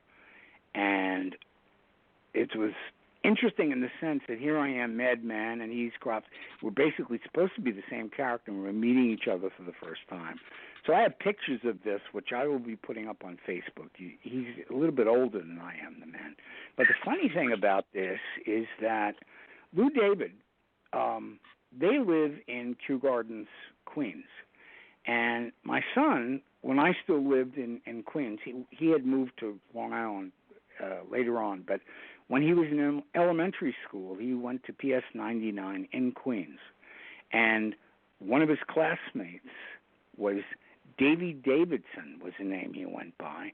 And it was Lou David's son. And I remember my ex was talking to the mother and saying, yeah, my husband, Lou, did a movie where he plays like a slasher, axe murderer character. And she's like, yeah, well, my husband Paul did. And the two boys, the Cropsey and Madman Mars' son, went to elementary school together, which in itself is a strange idea for a movie. I can turn these paper clips into an axe. Anyway, but, oh, God, I don't know, man. So how are you guys doing, man? What's in your plans? I know, Keith, you're involved in film, of course. What do you have planned? Well, I'm staying really, really busy with K&S Society Entertainment and come up with new aspects, and I write a lot. And Bud Cooper, who was the director of The Mutilator back in the 80s, almost the same time that your film came out, we've been talking about writing the sequel to The Mutilator. So I've been working on drafts on that and sending them back and forth. Nice, man. Nice. So, what do your other associates do, guys? What do the other folks do that are there? Oh, guys, you want to take this, Michelle? Or? Yeah, Michelle, I haven't heard much from you. Michelle? Thanks. Michelle. She's oh, here. My God, look what's happened to her. Oh. Oh, I didn't mean to surprise. Now? There she is. There you are. There I am. Yeah, Sorry about that. Tell me about you. Tell me about why you're doing this podcast and what your involvement is. I'm curious. I've done some radio shows before. I do have a degree in broadcasting. Okay. So it's for me, I love doing radio. I kind of grew up with the local country radio station doing live remotes from my front yard. So I've been very, interested since I was a child in radio. Did modeling and acting since I was age 3. Oh my! Just little bits here and there, a lot of extras kind of thing. So you're one of the other Gerber babies. If you did it since you were 3, you were in a commercial as a baby, right? No. Okay. Well, I did. I had my picture was all over Kmart, all over the place where they had the portrait studio back in the day. Oh God, you were in the portrait. I love it. Yeah, my cute little face and my Winnie the Pooh dress was all over in all the Kmart. I want a picture just like that one. Yeah, there you go. Oh, and do you get royalties from that? Come on now, Kmart has. Not only, I mean, no, I don't remember if we even got paid for it. I think we got to get like free pictures and stuff like that, but I don't think I actually got paid for it. Oh, but I was 3, so I really don't have a clue. Yeah. That's so And cool you Lucian, went on with Lucian, what do you do, Lucian? Oh gosh, for the most part, I'm just an average working guy, but Okay. I do a lot of acting at a local haunted attraction here in town. We just wrapped up our season. I've been playing this season. I've been playing the curator of the Fort Harmony Historical Society. Oh, I love I'm sort of the host who warns you of what you're about to face when you come in. How cool is that? This town's been overran by witches, and they placed a curse on it 60 years ago, and the populace has gone hopelessly mad, and it's just, a lot of fun. Oh, and before that, my kind of town, yes. And before that, I played a mortician for 13 years at another haunted attraction, where I was the very genial, almost Vincent Price kind of host who was just hopelessly out of his mind because I'd been conducting experiments on corpses, and I kept all of my failures locked away in the basement, which you were about ready to tour. So. Oh, I love it. This is so cool. Keith, you have a strange clan of crazies in that room, but this is a good thing. Yeah, but they're awesome hosts. And the one, Brandon LeVeque, who can join us, he's in music, freestyling and rap and that, so he does his own music work. But Lucian also played small bits in some films. He's a great actor. I'm talking about Lucian. He is a wonderful actor if you see him in play. And okay, also, I'm sure he would be doing this. Yeah. Yeah, he's a great guy, Lucian. And also, one thing I love, and he said he did the mortician work. If you listen to Lucian like you are now, this is his voice, and he actually, you can picture him in that character. As that mortician role. I know. I can hear it. I can hear it, man. Good evening. And Michelle is also a wonderful lady to have on this show, and she brings a lot to it. But let's step out of Madman for a second, and let's talk about Paul. You have some great work when you come to knives. I saw some of your work. It's fun stuff. Wonderful. Yes, sir. What happened, interestingly, is ever since I was little, and we would watch Zorro and Robin Hood and all that. We all loved, bow and arrow and swords and Knights of the Round Table. We all loved that. And I always liked steel and edge weapons growing up. I always thought it was very cool stuff. And there was a whole industry in America started here. Well, it really got going here, kind of the golden age of custom knife makers. And there were originally 7 or 8 people, men, in the guild. There are now women involved. And they started out making custom handmade knives, either using blacksmith method, like you'll see on Forged in Fire, or they do grinding of steel, and they actually physically make knives of different styles that you can purchase that are completely handmade, which is really something to put in your hand, something that's been 100% handcrafted by an artist. And I admire a lot of these people, and I've looked at their work. And back in 82, I think it was, I had a little extra money, and I had wanted to order a custom knife. And a man at that time whose work I had seen in martial arts magazines, a man named Gil Hibben, out of Kentucky. Well, he originally, I think he was from Utah and Alaska. And he made knives that I thought were a little different. He seemed to do grinding and patterns that were a little out of the ordinary, and I appreciated that. I wanted very much to have a piece of his work. So I got to know him a little, and I told him that I do some designing and some drawings. I said that what I used to do is in drawing elves, gnomes, and demons and creatures fighting back in the 80s and 70s and when I was a kid, and drawing these like cartoon characters, always had some kind of a cool edge weapon. So I basically took a weapon or design out of, say, a comic idea, and I drew it life size. The first one was small, and it was kind of based on a shark idea. And I drew it up, and I sent it to Gil, who was making my knife. And I called him back, and I said, Gil, what did you think of the design? He said, well, tell you, I made it, and I've already sold it. And I said, oh, okay. So I said, next step is I think we need to talk about this. So what started was a relationship that's still going on, that the best, most prolific years for us were the 80s and 90s. But I worked with Gil Heben, or I did at that time. I would do for him what came to be known as fantasy knives. Now, you can see these all over the world now, but there was a time when there were none out there. There was a time when you thought about a knife, and it was a folding knife or a pocket knife. It was like a dagger or a bayonet or something used in warfare, or a sword, or camping knives or hunting knives or skinning or Bowie knives. Knives were pretty much knives, okay, and recognizable.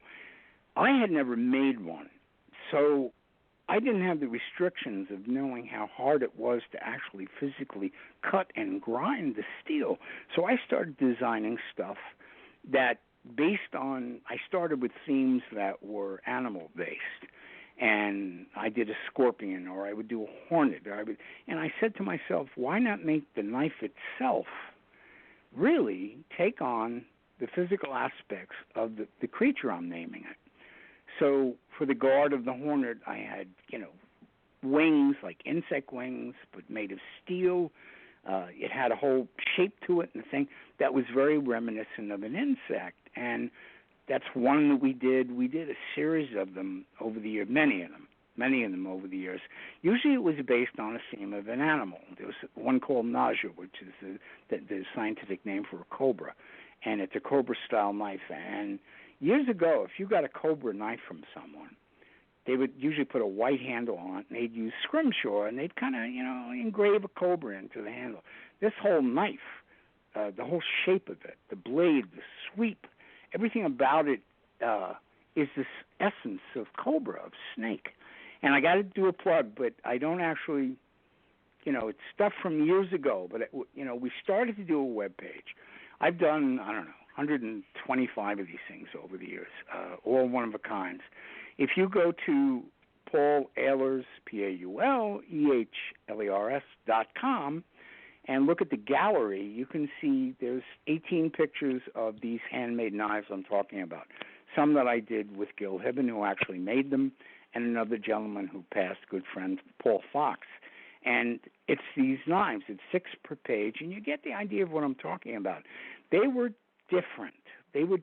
And actually more of an artistic knife, more of an art. They were sharp. They were certainly strong, and they could cut, but they really aren't designed for that. They were designed as artwork, as sculpture to put, display it. And I had a hard time starting out in the industry because a lot of the guys, it would be more middle America and guys who used to buying hunting knives or a Gerber or a buck knife, and I'd have this strange multi-bladed thing on the table, and a guy would go, hey, what the hell do you use something like that for? I can't figure out what kind of animal. I said, well, dragons. And you go, what the hell are you talking about? So they would come by and they would see, and these type of people never warmed up to my stuff. And, they weren't all country folk, obviously. But people were used to a knife is a knife is a knife. And we brought it into another category. And, bragging about stuff is something I don't like to do. But now that I've had all these years involved in knives and I look back on it, before Gil and I started doing this, there were no knives like this in the world. There weren't. I had the greatest compliment that I ever received was from a collector that was a concert pianist, and he had a wonderful collection of very valuable things. And he has about 7 of our pieces, and he has them on display and hanging from ceilings with lighting on them, really beautiful. And the thing that he said to me that I carry to this day as the greatest compliment is he's traveled the world with his family. And he said, Paul, I have been into armories and museums throughout the world, and I have never seen anything like these designs that you guys come up with. And to me, that was huge at the time. And that's the work we did through the 80s and 90s. Now, everyone copies. Everyone. I mean, we started a movement. I take no claim to that. I mean, certainly you get inspired, like with music. You get inspired by something you hear and you go on, you do better. So people have been taking this, running with it, and fantasy knives, in fact, have even lost some of their popularity because there's just been so many of them dumped on the market. I mean, you get catalogs of stuff from China where these things are just a few dollars. These knives, they'd start at like $3,500. We did some knives. We did work for the Sultan of Brunei, who was like the richest man in the world, and we did things for him that were elaborate. I did a compound bow. He loved lions. It's a golden lion head that you reach into. The handle is in there. The eyes have double lasers on them on the lion's head, and really extreme stuff. And this man was a great client for years. Bought a lot of our stuff. But you can see a lot of that on the paulehlers.com, folks. You can check that out. And if you go online, there's other pieces all around. So maybe a line of it's good. What's that? Maybe a line of designer axes. Well, I've been thinking about that, but it's interesting. I could take liberties with the axe, but he basically had a standard woodsman's axe. That's what he used, And by the way, I tell people this, we couldn't hire a lot of stunt people. We didn't have the money. And scenes where I was, coming at like Dave in the woods and hitting the tree and sort of coming close to them, I was really doing that because of my weapons training in martial arts. Joey would say, can you come kind of, meanwhile, we had a fiberglass axe, but we didn't use it a lot. I used the real one. I liked the weight. But this is all real blades going on in these scenes, okay? The fiberglass axe is in one small scene where Dave raises a lantern up. He's standing in front of a bush, and behind him you see this fiberglass axe come up. But all live steel in this stuff. We're hoping he does a lot more with his axe in this reimagining idea. It's funny that when Abraham Lincoln Vampire Hunter came out, which I actually enjoyed, I thought it was really fun. But I really liked that movie. It was good, right? I mean, the actor did a great job with that axe. I mean, he was like rocking and rolling with this thing. I said, my God, we got to do something like that in the new Madman. So that may be happening, But yeah, that's the axe stuff, the knife things. I've done certain voiceovers over the years. I did years ago a company called MPI International, Music Publishing International. They were down the hall from an art studio I was working in, and one of their clients was DC Comics, and this is like, I guess, late 70s, early 80s, and they were putting out a series of books with cassettes for young readers, where it would be an illustrated book that the kids could read along in the book to a dramatic presentation on cassette of a dramatization of the actual storyline. So we had characters in there. We had the DA, we had Robin, and they needed a Batman. And I remember my friend worked, and he was the head of that company, and at DC, they were trying out people. A lot of people came in to do the Batman voice. So he said to me, Paul, would you like to try this? And I said, sure. So it was like, I don't know, Robin. I think this kind of a voice. We have to see if the police will get involved in that. Come on. More dramatic than that. But they went for it. So I was like the official voice of Batman for DC for this book and tape. Because if you could even find one of these, it was a long time ago. But we did. I'm going to look for that. If you could, I don't even know where I should find it, make copies, and get it out there. It's so funny. The best part of that is my friend Marv, who is another artist, game designer, and his son Shalom had trouble going to bed at night, and I know he gave his son these books and these cassettes, and he listened to it every night. And one night when the kid wouldn't go to sleep, he called me and he said, Paul, can I call you and tell my son I'm calling Batman? and see if you can get him to go to bed. And I said, sure. So I'm waiting, and the phone rings, and the child picks up the phone. Hello? And I said, hello, Shalom. This is Batman. I think sleep is very important for you. And I'm going, he says, okay, Batman, thank you, good night. It was like this great moment, a little moment. But see, certain things come full circle and make you smile on occasion when I'm not hacking people to pieces. We have some great listeners out there, and like I said, this show has been doing tonight's show has been tremendous with listeners. We have listeners from the UK tonight, Canada. Oh, wonderful! I mean, we're going all over, and all here to listen to you. Now, we're going to be going off the air in a minute and 34 seconds, but I'm going to keep you on to go in the overtime, another extra 5 minutes. Of course. Before we go off the air, I want to give a quick shout-out to K&S. Wants to give a shout-out to John Ullman from www.texasdeathman.com, Halloween House of Horrors website. You have a radio show, podcast, TV, or any horror event, go to Texas Deathman Halloween House of Horrors to advertise. Prices start as low as $12 a year, over 2,000 followers and growing. A small price to pay for a year. You can also call 903-910-0656 or visit www.texasdeadman.com. That's www.texasdeadman.com. But we're going to be going off the air, but for your listeners, you can stay tuned in the recap, and also when we post this, to go in for the extra 10 minutes and listen to some more of Paul Ehlers, who is Madman Maz. So now we can continue on with our show. I got that out of the way. Oh, very good, but, man. People who stayed on or still, I just want to thank everybody for tuning in, man. I hope I didn't get a little too verbose there. All the years of being in the movie and not speaking, you see, I just couldn't wait to speak. Oh, my God. So that's wonderful that you have people. I know I have my friend Stephen Emery is down in Australia, and I have friends in the United Kingdom and in Russia, and it's interesting because the film, we finally came out in Australia. I know for years they couldn't get it down there, and various countries are starting to get the film now after all this time. So that's kind of neat too. But it makes me happy to know that we have fans that like the movie. People really still love the film, which is wonderful, man. Do you ever do questions on air? Oh, we do questions.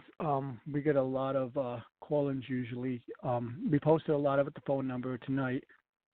But with the listenings we have so many listening, like I say, from UK, from Canada, United States. A lot of population from the United States are listening. That we don't usually get call-ins, but we get a lot of comments on this. And this web series, this podcast has grown so much with listening, and also with the guests that we also got. I don't know if you ever heard of Todd Tucker. He's a famous special effects artist. He did films like the newest blockbuster Geostorm. He did the Pirates of the Caribbean series. Yes. And he's going to be a special guest on our show because he heard the show, and Scott Essman was a guest on it, and he worked with a lot of Universal Studios. So the listeners are coming in, and a lot of big listeners have been listening to the show. So tonight was advertised as Madman Maz's show, the Madman special. Thank you, man. Thank you. Guys, you've been so sweet. You really have. And I hope this does great for you. I really hope so. It's been a treat for me too. Like I said, Paul, in the past I talked to you on Facebook and also, but you've been I loved your film. I love your work. Thank you. And it means a lot to me to have you as a guest on the show. And it was great. And I know Michelle is a big fan. Lucian is a huge fan of your work as well. So we all love your film. And not just your film, but you in general, of all you do. You have so much in you that you can do so much more, and you will be doing so much more. And I see that in the future. Thank you. God bless you guys, man. Thank you so much. Thank you. By the way, this will be broadcast. I can go back into your past shows on this? Yep, you can go back in the past shows, and also it's going to be put on YouTube. It's also going to be on www.docsocietyentertainment.com, where you go see all of our past shows and archive shows. Nice. And we also recap it throughout the week. In several weeks, we keep posting it so people can listen to it. Terrific. So, like I said, I'm looking forward to it. But is there anything you want to promote quickly that's coming up that you want to get promoted? You know, I said Ink and Steel, which we still would love people to see that and make comments on that. We be looking for, you'll see my name and Jonathan Ehlers' name and Patrick Perkins on the show we're talking about, which will be, hopefully it's an anthology about holidays, okay? And any manner of holidays, not just Christmas, not just Halloween. We're going to go into stories related to, you know, the origins of some legends that became holiday. It should be a really fascinating show, and I know a lot of the audiences today would have a hard time sitting down and watching, let's say, Lawrence of Arabia. You know, it just doesn't move fast enough for a lot of people. So by doing an anthology, we're hoping to do shorter, dramatic pieces that we hope will keep people's attention and I hope frighten them a little bit. So that will be coming. There's a number of, you know, I can't really talk about a lot of the stuff yet, but follow Stories Never Die, my son's company with Patrick, and you'll start to see things by them. And if I could promote something for my son, I'd love to. He started up a little group a while ago called Hate Proof. And just because he's been so upset about everything that's going on day to day in our lives, and it just hit him to do this. And he puts out T-shirts and caps, and it's got the Hate Proof design on it. And I think We the Hate Proof, I think, is the thing. If you look online, you can see some of that product. And it's really, so far, has not been for profit, so he's been giving away a lot of it. But he wanted to make a statement about it, and I know he, like myself as well, has been so upset about it. And everything I heard you guys talking about in the beginning with child abuse and all of it is just, you know, something has to turn this country around.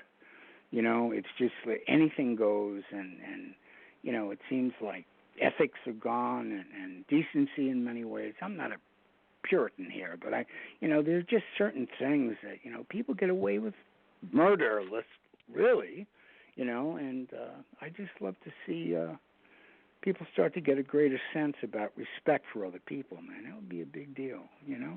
It really would be, you know? So we stand by you on that. I mean, that's something that all of us want to see, something good come from this world, and instead of going backwards and also going into the negative, I mean, we're seeing all this hate and crime and racism and everything. It's just terrible. Mm-hmm. Yeah. It is, man. And listen, I want to thank my wife, Eddie Ehlers, too, who has been stuck with me through a lot of craziness. And John's mother, her name is Jane, and we're still friends with her, of course. And it's been an interesting ride with this. You know, as you know, being a creative, it's a tough life. You know, a lot of people. It's usually not synonymous with big money. You know, but we're doing what we love, and I think that's real important. You know, and Keith, I think for you too. How are you feeling, Keith? Well, I have been going through a lot of tough times, but I've been staying positive, and I don't let anything get me down. I'm a strong person. I stay positive, and I see the positive in everything. Good for you, man. Good for you, man. Bless you. He makes some very heartfelt, very introspective posts on Facebook sometimes. Yes, I've read some. I really want him to put those in a book. Oh, we should. Absolutely. That would be incredible. Yeah, I mean, he really should. Yeah, I mean. But everything I say is from the heart.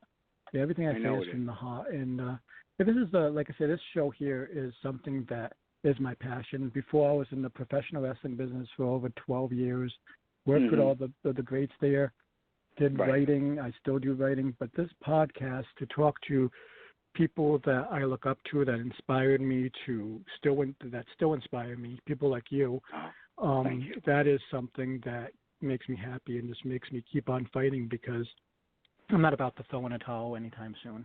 I'll give up. Mm-hmm.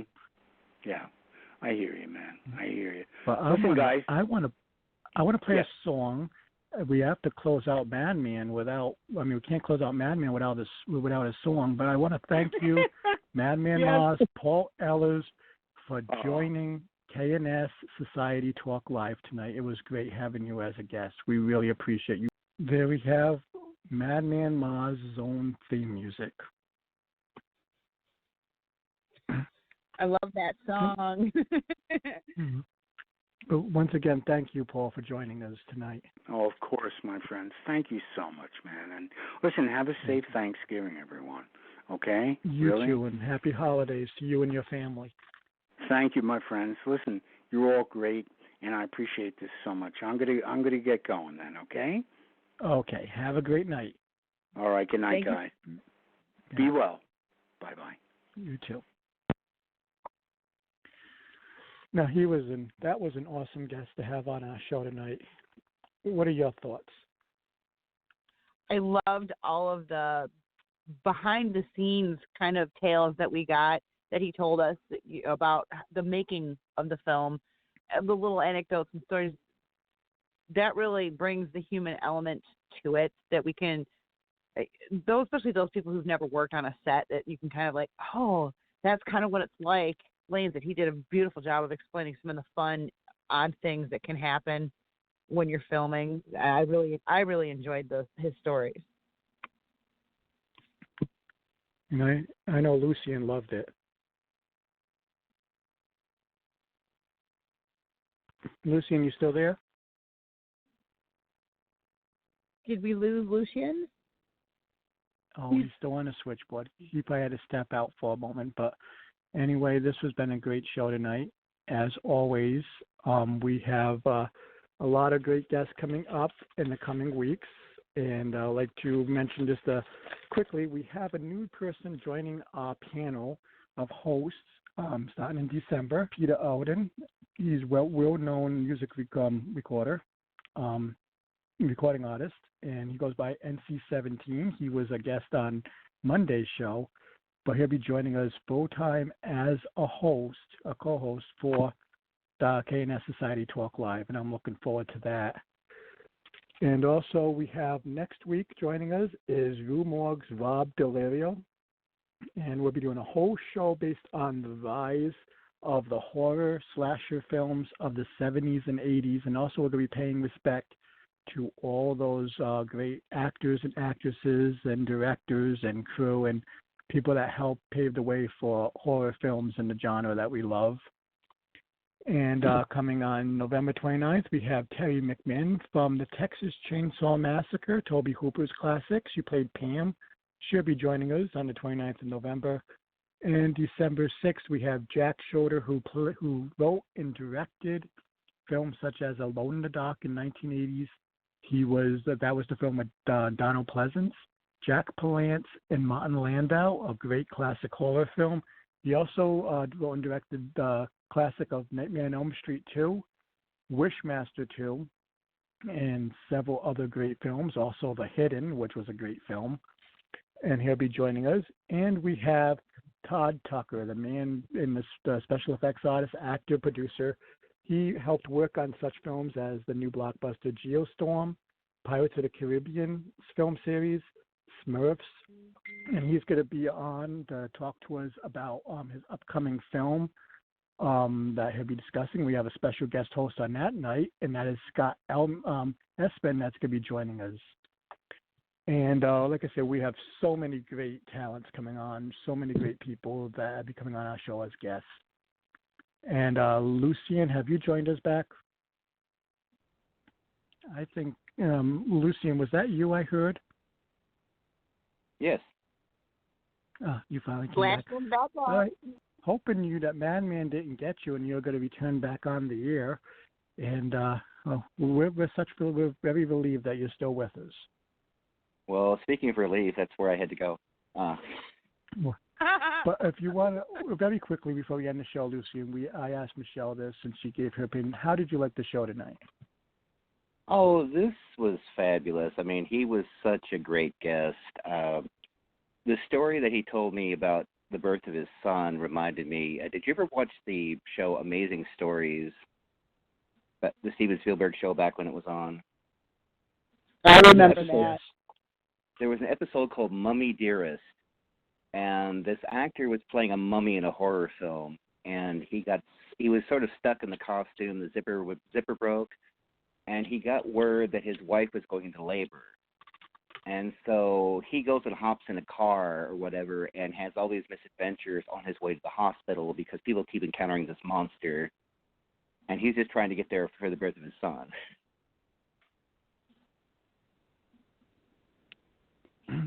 I remember that episode. I remember the trailer when it came on television. And then I watched it with my mom and that. That was one of the funniest episodes they had in Amazing Stories. And it was very well done. Between that one and the toupee, the killer toupee, those are my favorites. Oh, yeah. Yeah. But Lucy, I didn't get the chance. Yes. What? Special note, Paul messaged me and told me that he thought that the panel here was great and professional, and he loved being on the show. And he told me to wish you and Michelle a great night and a great holiday, and you guys were awesome. Oh, gosh. Paul. Wow, I'm touched, man. Jeez. But he was such an amazing guest, very charming. Yep, and so next week we'll be having another guest, another episode, and we'll be talking nothing but horror with the rise through the 70s and 80s of the slasher and horror genre.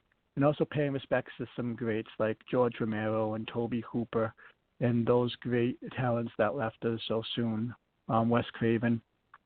So it's going to be a great show next week. And I'm sure, Lucy, and you're going to love that show because you love the cinema and you love the genre and you love going in depth. And that's what we're going to do next week is go in depth.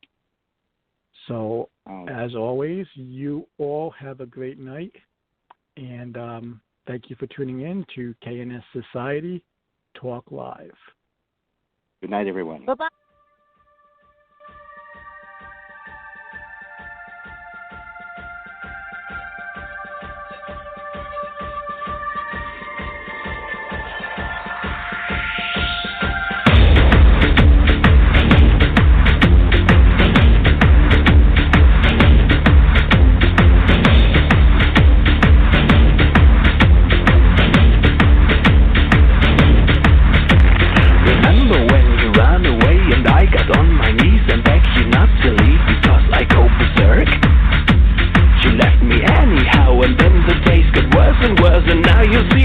Completely out of my mind. And they're coming to take me away, haha. They're coming to take me away, ho ho, hee hee, haha. To the funny farm where life is beautiful all the time. And I'll be happy to see those nice young men with their clean white coats. And they're coming to take me away, haha. They're coming to take me away, haha. They're coming to take me away, ho ho, hee hee, haha. To the funny farm where life is beautiful all the time. And I'll be happy to see those nice young men with their clean white coats. And they're coming to take me away, haha. You thought it was a joke and so you laughed when I had said that losing you would make me flip my lid. Right? You know you laughed, I heard you laughed and then you left, but now you know I'm utterly mad. And they're coming to take me away, haha. They're coming to take me away, ho ho, hee hee, haha. To the funny farm where life is beautiful all the time. And I'll be happy to see those nice young men with their clean white coats. And they're coming to take me away, haha.